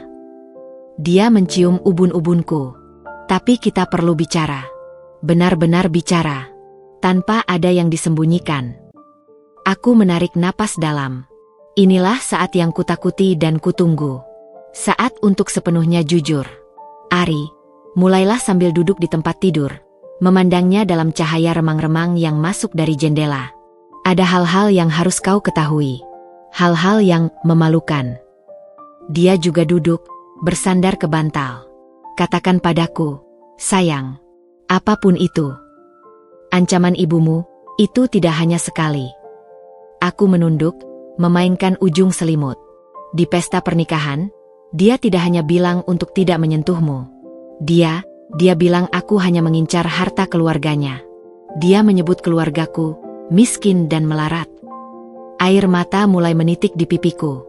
Dia bilang jika aku berani menyentuhmu, dia akan menghancurkan usaha ibuku dan memecat ayahku. Arya terdiam, tapi aku bisa merasakan kemarahannya yang membara. Lanjutkan, pintanya, suaranya tegang. Setiap kali aku mencoba mendekatimu, dia akan membisikkan ancaman. Mengingatkanku tentang orang tuaku. Dia sengaja memisahkan kamar kita dengan alasan tradisi. Dan ketika usaha ibuku benar-benar kolaps. Ari, itu bukan kebetulan. Dia yang melakukannya. Dia yang memutus pasokan bahan baku kami. Suaraku pecah. Aku tidak punya pilihan. Aku harus menjauh darimu untuk melindungi mereka. Heya. Bisik Arya, suaranya serak. Tangannya meraih pipiku, memaksaku untuk menatapnya. Matanya berkaca-kaca. Mengapa kau tidak memberitahuku? Mengapa kau menanggung ini sendirian? Karena aku takut, tangisku. Takut dia akan benar-benar menghancurkan keluargaku. Dan aku malu, Ari. Malu karena dianggap sebagai pencari harta. Malu karena dianggap tidak pantas untukmu. Setiap kali kau memujiku, setiap kali kau mengatakan betapa berharganya aku bagimu, rasanya sakit. Karena aku tahu ibumu menganggapku sampah.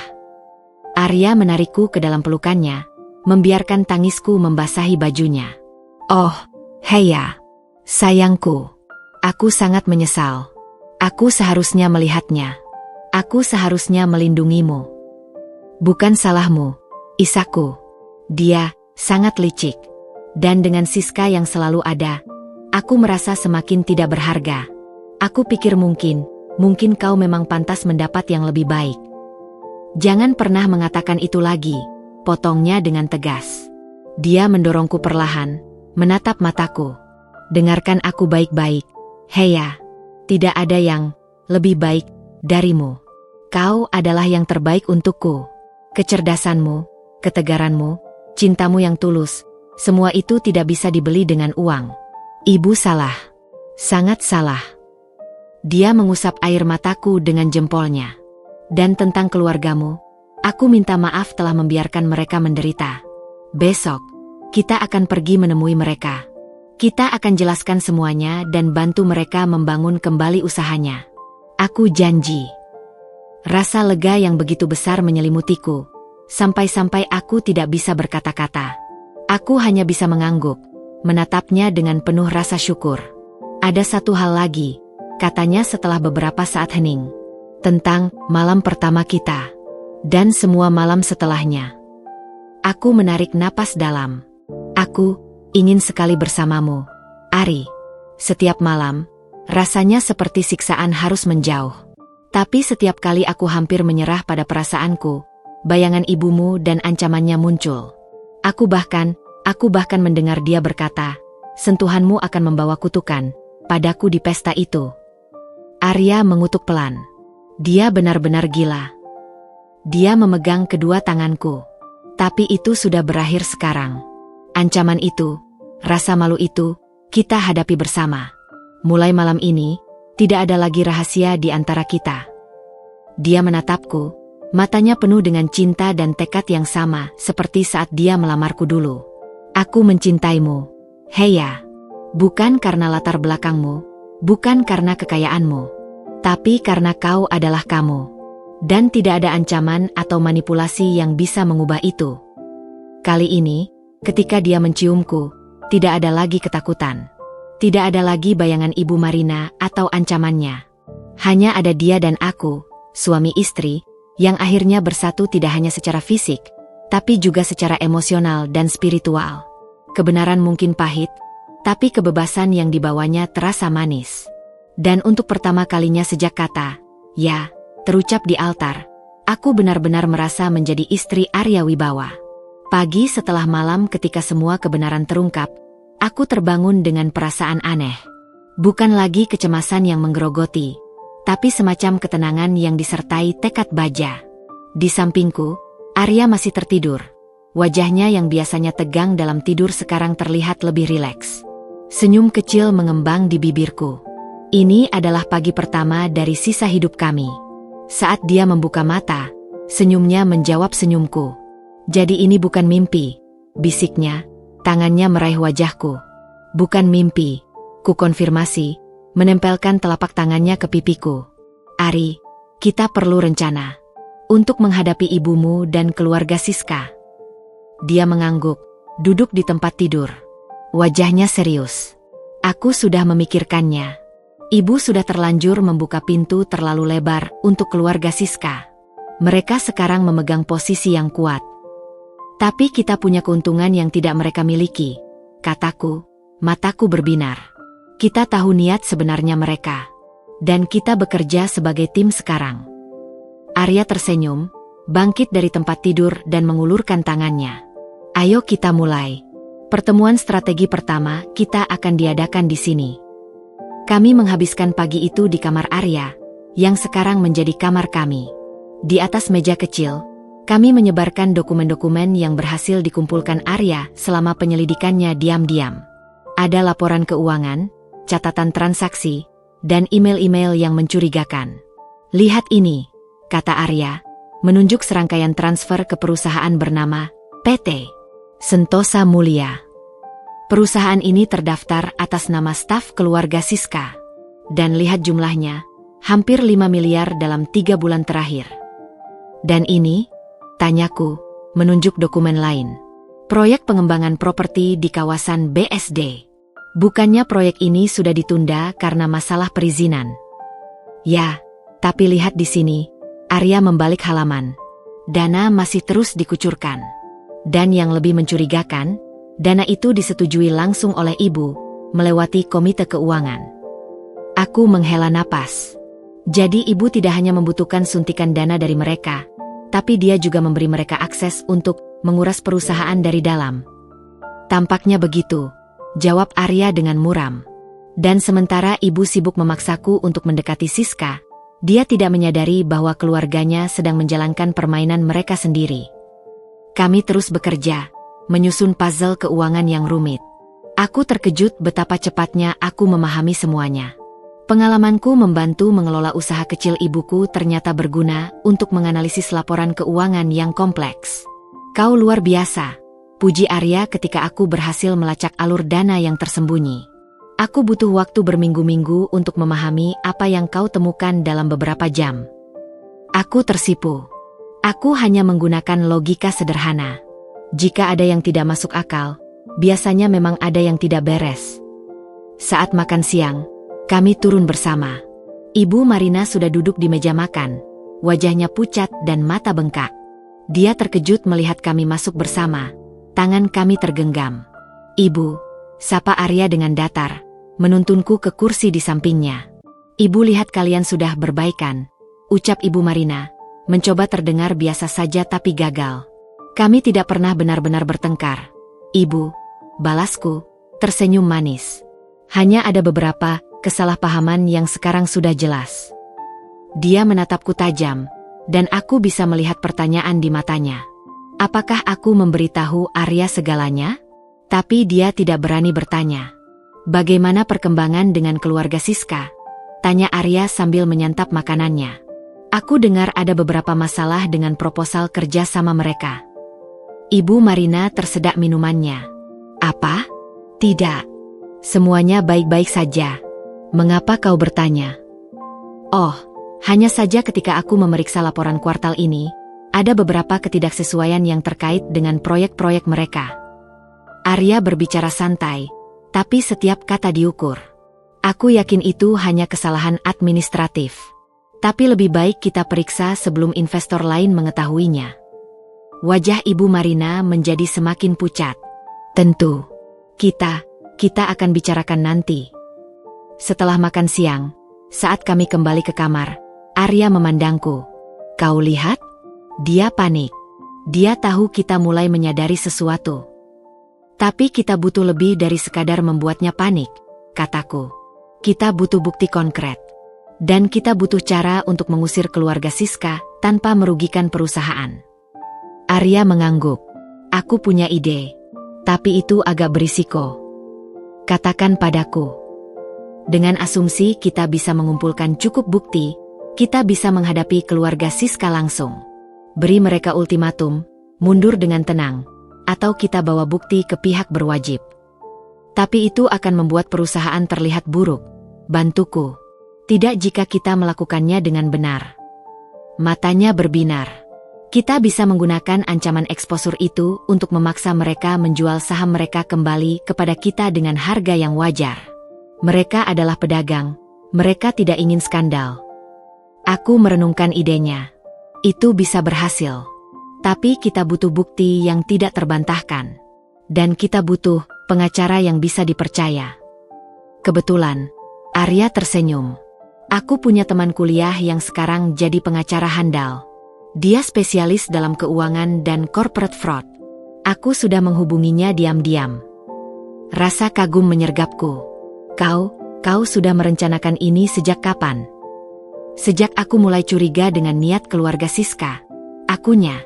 Tapi sekarang, denganmu di sampingku, semuanya terasa lebih mungkin. Dia memegang tanganku. Bersediakah kau menghadapi badai bersamaku? Heya? Ini akan menjadi pertempuran yang jelek. Aku menjawab genggamannya. Aku sudah melalui hal yang lebih jelek, Ari. Dan aku tidak akan kemana-mana. Persekutuan baru kami tidak hanya tentang menyelamatkan pernikahan kami, tapi tentang membangun kembali masa depan yang telah dirusak oleh keserakahan dan manipulasi. Dan saat kami berdiri di sana, tangan terkatup, aku tahu bahwa apapun yang terjadi, kami akan menghadapinya bersama. Untuk pertama kalinya, aku merasa seperti mitra yang setara, bukan hanya dalam cinta, tapi dalam pertempuran yang akan menentukan masa depan keluarga Wibawa. Minggu-minggu berikutnya dihabiskan dengan kerja keras dan rahasia.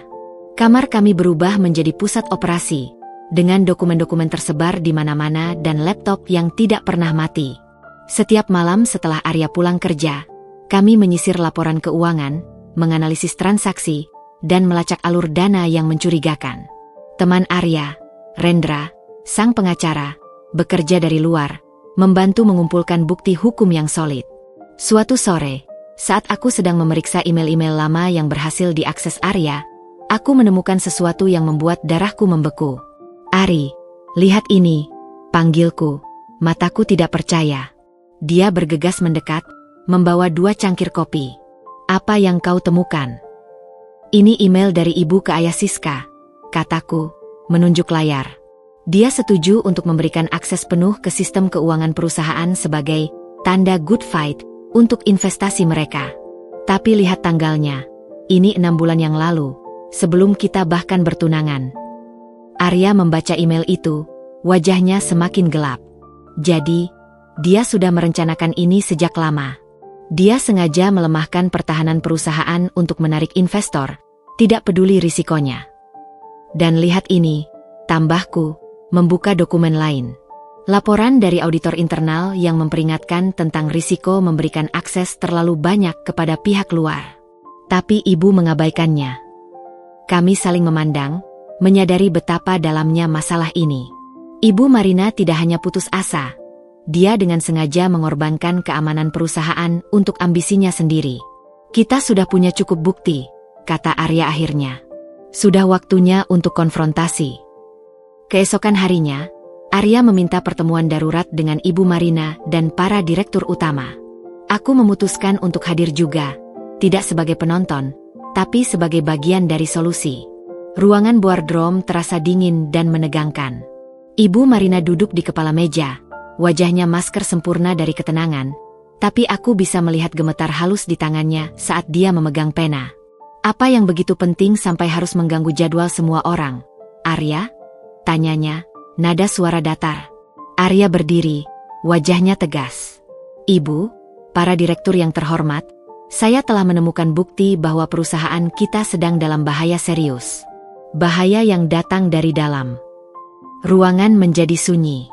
Ibu Marina tersentak. Apa yang kau maksud?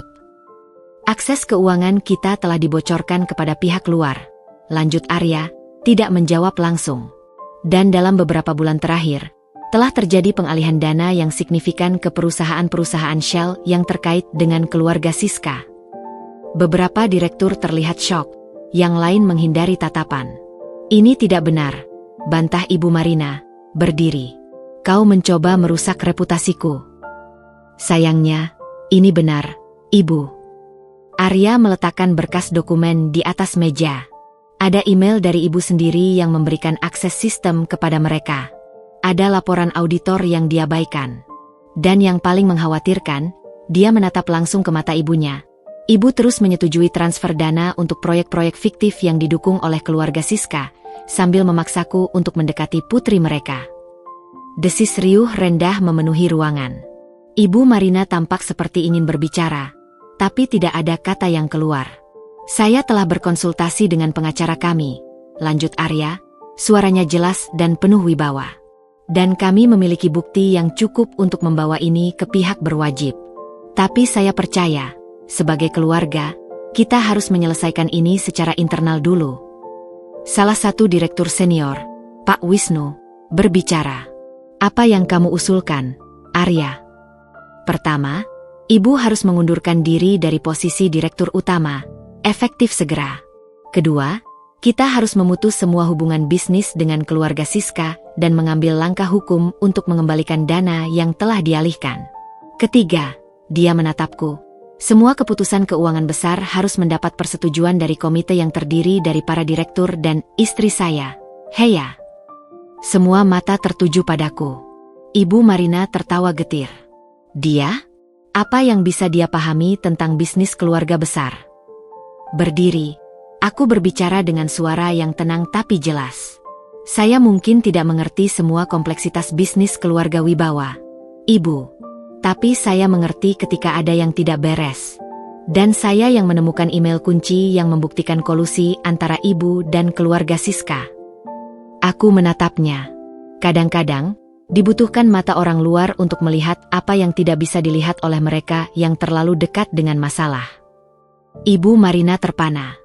Dia melihat sekeliling ruangan, mencari dukungan, tapi semua orang menghindari tatapannya. Kerajaannya, yang dibangun dengan susah payah selama bertahun-tahun, runtuh dalam sekejap. Kau mengkhianatiku, bisiknya pada Arya, suara penuh rasa sakit.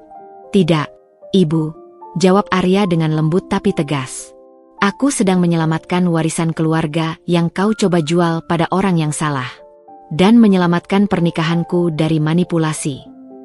Pemungutan suara dilakukan. Dengan suara bulat, para direktur mendukung usulan Arya. Ibu Marina secara resmi dicopot dari jabatannya. Saat para direktur meninggalkan ruangan, Ibu Marina tetap duduk, menatap kosong ke depan. Arya mendekatinya. Ibu, kita bisa memperbaiki ini. Tapi butuh waktu. Dan butuh transparansi.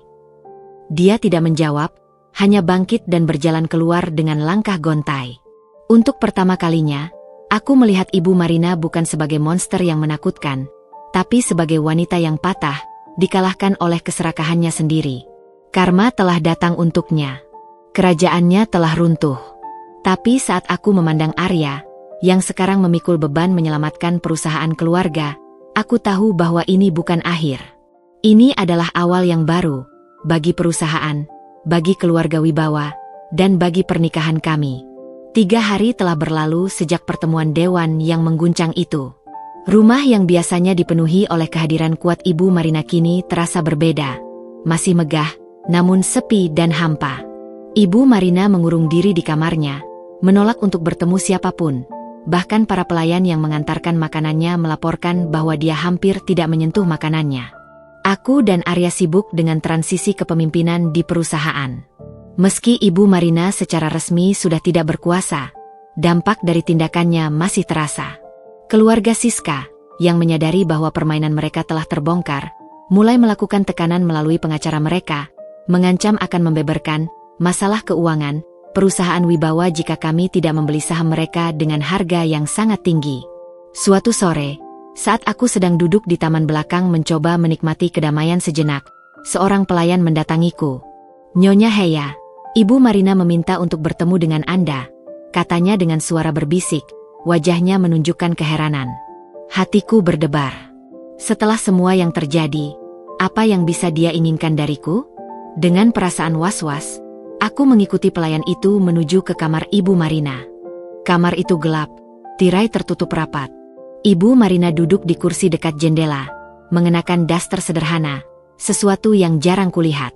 Wajahnya tampak 10 tahun lebih tua, dengan lingkaran hitam dalam di bawah mata dan kerutan yang jelas di sekeliling mulutnya.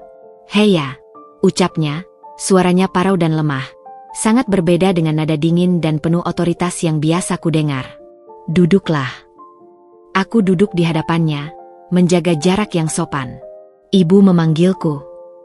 Dia mengangguk, tangannya memainkan ujung destarnya.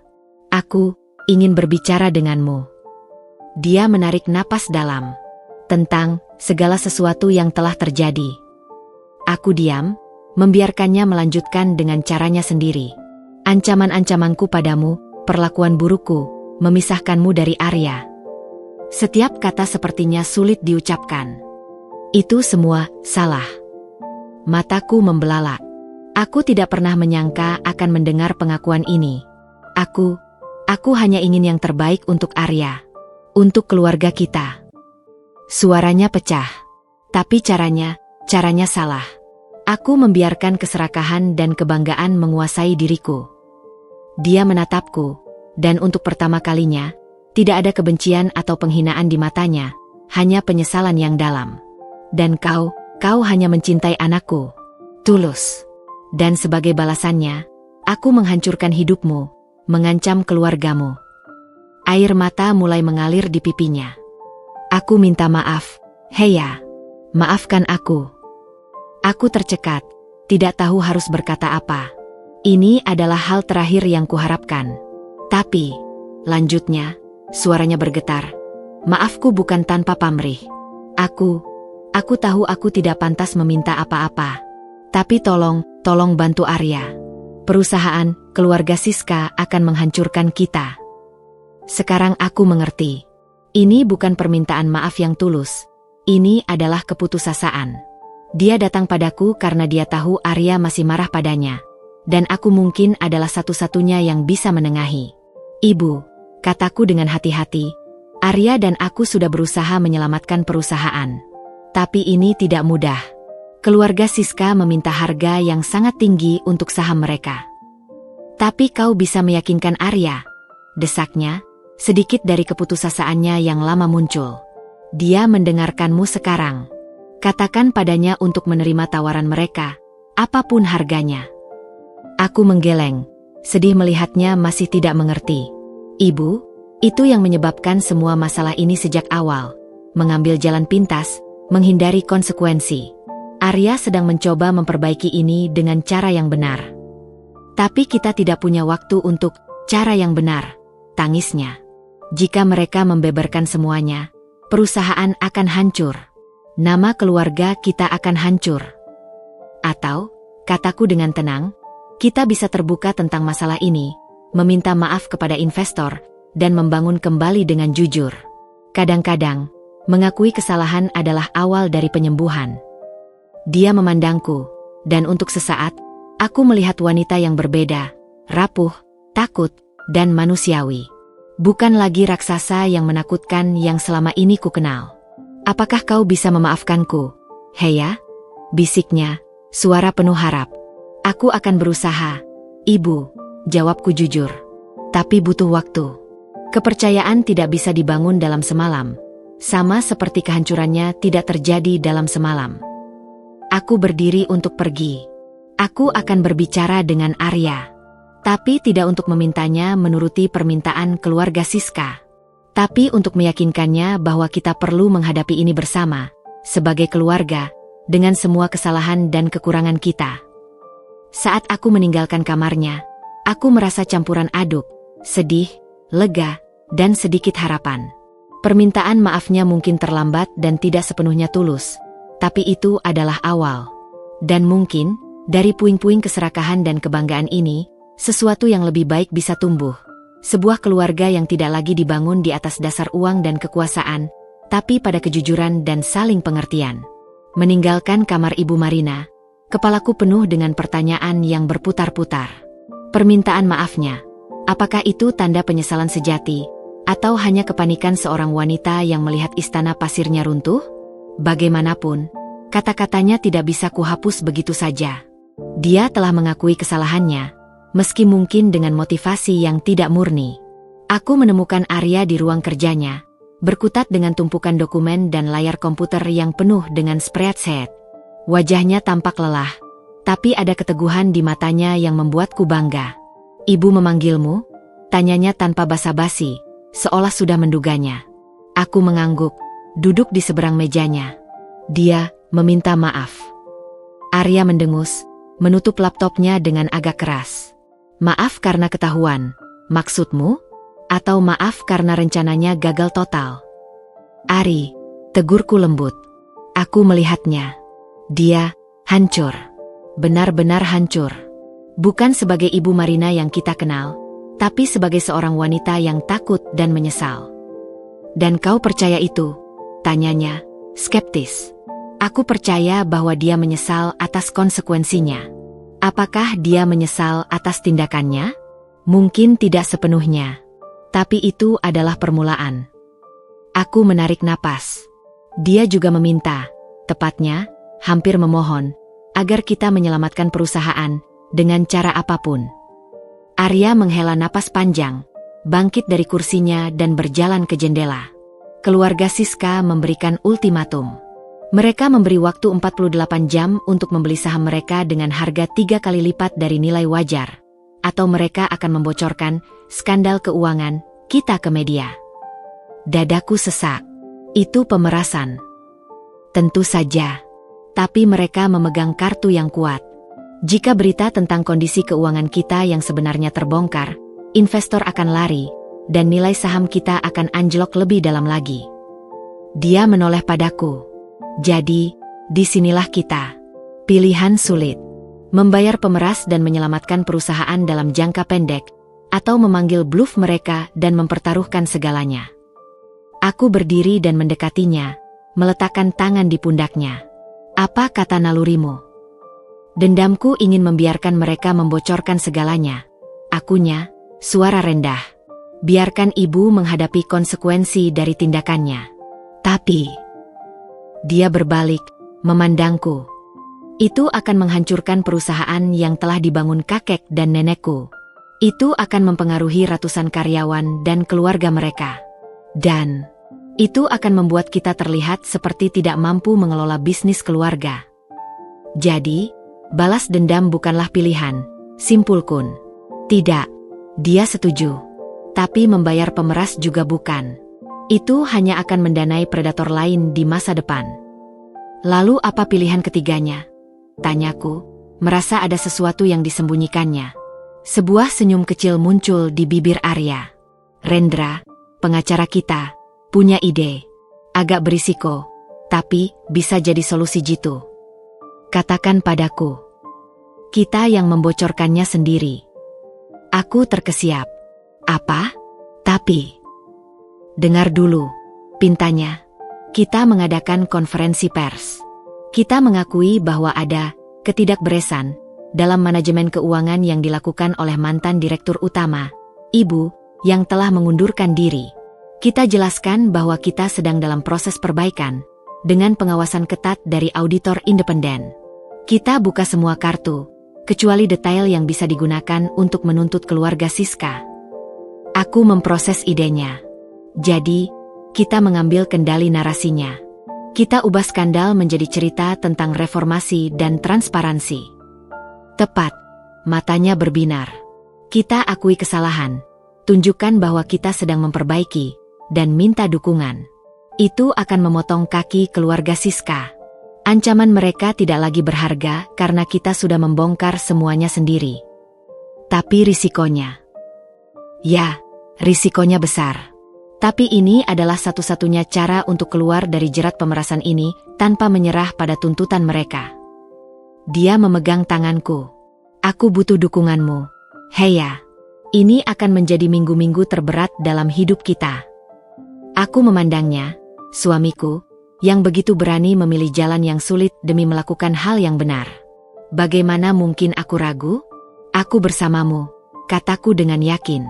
Tapi, bagaimana dengan ibumu? Ini akan mempermalukannya secara publik. Sudah waktunya dia menghadapi musik, jawab Arya, tapi nada suaranya tidak jahat, hanya tegas. Dia membuat pilihan, dan ini adalah konsekuensinya. Tapi dengan kita mengendalikan ceritanya, kita bisa meminimalkan kerusakan pada perusahaan, dan pada akhirnya, pada dirinya juga. Kami berdiri di sana untuk beberapa saat, di ruangan yang penuh dengan warisan dan tanggung jawab. Ini bukan lagi tentang balas dendam atau sekadar balas budi. Ini tentang membangun sesuatu yang baru dari reruntuhan. Sesuatu yang lebih kuat, lebih jujur, dan lebih berkelanjutan. Jadi, kita akan melakukannya, tanyaku akhirnya.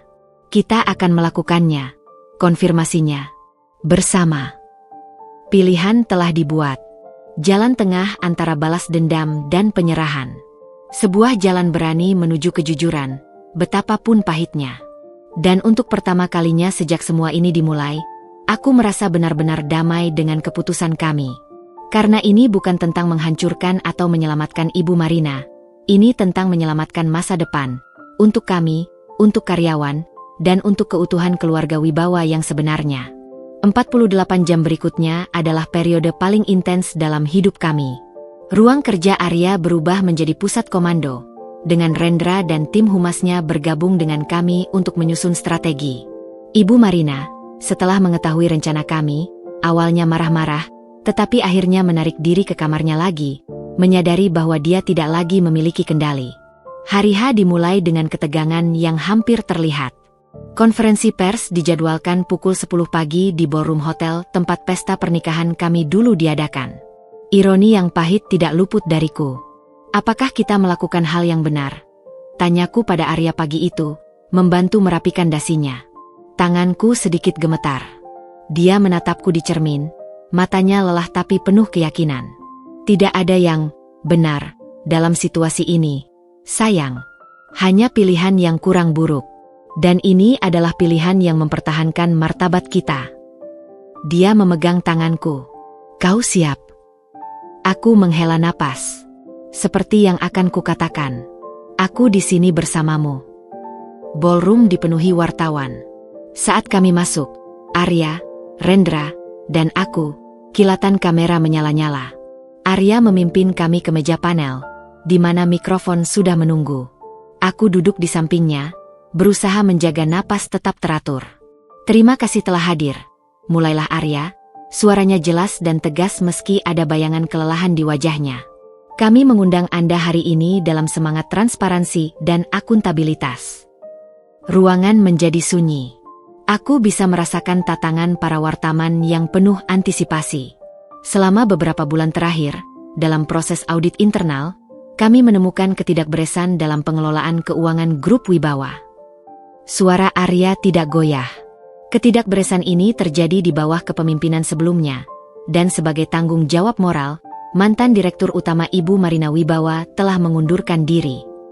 Desis riuh rendah memenuhi ruangan. Arya mengangkat tangan, meminta keheningan. Kami telah mengambil langkah-langkah korektif yang ketat. Auditor independen telah dilibatkan, dan kami sedang dalam proses memperbaiki sistem pengawasan keuangan. Dia berhenti sejenak, memandang langsung ke kamera. Kami juga ingin menyampaikan bahwa kami menjadi target pemerasan dari pihak tertentu yang mengancam akan membocorkan informasi ini dengan narasi yang tidak lengkap dan menyesatkan. Sekarang, ruangan benar-benar gaduh. Seorang wartawan langsung meneriakkan pertanyaan, bisakah Anda menyebutkan nama pihak tersebut? Rendra mengambil alih. Kami tidak dapat memberikan detail lebih lanjut karena masalah ini sedang ditangani secara hukum. Namun, kami memilih untuk terbuka dan jujur kepada publik dan para investor kami. Arya melanjutkan, kami percaya bahwa dengan transparansi ini, kami dapat membangun kembali kepercayaan. Nilai saham mungkin akan turun dalam jangka pendek, tetapi kami berkomitmen untuk membangun fondasi yang lebih kuat dan berkelanjutan untuk masa depan. Setelah pernyataan resmi, sesi tanya-jawab berlangsung sengit. Pertanyaan tentang seberapa dalam masalahnya, tentang peran Ibu Marina, tentang bagaimana ini bisa terjadi tanpa terdeteksi. Arya dan Rendra menanganinya dengan gemilang, jujur tetapi tidak memberikan informasi yang dapat membahayakan posisi hukum mereka. Saat konferensi berakhir, Arya melihatku, wajahnya lega. Kita berhasil melewati bagian yang sulit. Tapi pertempuran belum usai. Di hari-hari berikutnya, seperti yang diperkirakan, nilai saham grup Wibawa anjlok. Telepon dari investor yang panik terus berdering. Namun, ada juga dukungan yang tak terduga. Beberapa investor lama justru menghubungi untuk menyatakan apresiasi mereka atas kejujuran dan langkah berani Arya. Keluarga Siska, yang kartu andalnya telah dipotong, akhirnya menyerah. Melalui pengacara mereka menawarkan untuk menjual kembali saham mereka dengan harga yang jauh lebih wajar, hanya 20% di atas harga pasar, dengan syarat tidak ada tuntutan hukum lebih lanjut. Mereka tahu mereka kalah, kata Rendra saat memberitahu kami kabar itu. Mereka ingin keluar dengan diam-diam. Arya melihatku, dan untuk pertama kalinya dalam beberapa minggu, senyum lega yang tulus muncul di wajahnya. Kita terima. Aku mengangguk. Ini akhir yang terbaik. Tidak perlu pertempuran hukum yang berlarut-larut. Dengan pembelian kembali saham itu, disertai dengan langkah-langkah reformasi yang transparan, perlahan-lahan kepercayaan mulai pulih. Nilai saham tetap rendah untuk sementara waktu, tetapi tidak anjlok seperti yang ditakutkan. Perusahaan itu selamat, meski dengan banyak luka. Malam setelah kesepakatan dengan keluarga Siska ditandatangani, aku dan Arya duduk di taman belakang rumah, menatap bintang-bintang. Udara terasa berbeda, masih ada bekas luka, tetapi juga ada harapan. Kau tahu, kata Arya, memegang tanganku, aku tidak akan bisa melewati ini tanpa kamu. Ketika aku ragu, kamu yang memberiku kekuatan. Ketika aku ingin menyerah, kamu yang mengingatkanku pada apa yang penting. Aku hanya melakukan apa yang istri seharusnya lakukan, jawabku, menyandarkan kepala di pundaknya. Tidak, bisiknya. Kau melakukan apa yang partner seharusnya lakukan. Dan aku bersyukur setiap hari karena memilihmu. Penyelesaian ini mungkin tidak sempurna. Masih ada banyak pekerjaan yang harus dilakukan untuk sepenuhnya memulihkan perusahaan. Ibu Marina masih harus menghadapi konsekuensi pribadinya. Tapi kami telah melewati badai terberat, dan kapal kami masih tetap berlayar. Dan yang terpenting, kami berlayar bersama, lebih kuat, lebih bijaksana, dan lebih bersatu dari sebelumnya. 6 bulan telah berlalu sejak konferensi pers yang menggetarkan itu. Musim berganti, dan begitu pula dinamika di dalam rumah Wibawa yang megah. Jika dinding-dinding ini bisa bicara, mereka akan bercerita tentang transformasi yang terjadi, bukan pada struktur fisiknya, tapi pada jiwa para penghuninya. Suatu sore, aku sedang duduk di taman belakang, menikmati sinar matahari musim semi yang hangat, ketika Ibu Marina muncul. Dia masih tinggal di rumah ini, tapi kehadirannya sekarang seperti bayangan. Dia telah kehilangan bobotnya, dan meski masih berpakaian elegan, ada sesuatu yang telah padam dalam dirinya, api ambisi dan kekuasaan yang dulu membakar matanya. Boleh aku duduk? Tanyanya, suaranya lembut, hampir seperti bisikan. Tentu saja, Ibu. Aku menggeser tubuhku untuk memberinya ruang di bangku taman. Dia duduk. Tangannya yang dulu begitu percaya diri kini terlihat rapuh saat memegang erat secangkir teh. Matanya menatap kolam koi, tapi sepertinya dia melihat sesuatu yang jauh di baliknya. Arya di kantor, tanyanya, mencoba memulai percakapan. Aku mengangguk. Dia ada rapat dengan investor baru. Proyek properti di BSD akhirnya bisa dilanjutkan setelah dievaluasi ulang. Bagus, gumamnya. Diam yang canggung menggantung di antara kami sebelum akhirnya dia berbicara lagi. Arya, dia sudah tidak marah lagi padaku, kan? Aku memandangnya, wanita yang dulu begitu perkasa, kini rapuh dan penuh keraguan. Dia tidak marah, Ibu. Tapi, butuh waktu untuk memulihkan kepercayaan. Kau tahu bagaimana Arya, Dia membutuhkan waktu untuk memproses semuanya. Air mata menggenang di matanya. Aku telah kehilangan segalanya. Heya. Kekuasaanku di perusahaan, reputasiku di kalangan sosialita, yang paling menyakitkan, rasa hormat anakku. Suaranya pecah. Terkadang aku berjalan di lorong-lorong rumah ini dan merasa seperti hantu, hadir tapi tidak terlihat, tidak didengar. Ini adalah karma terakhirnya, kesepian. Terjebak di dalam istana yang dia bangun dengan ambisi dan manipulasi, dikelilingi oleh kemewahan tetapi kosong dari makna dan hubungan yang tulus.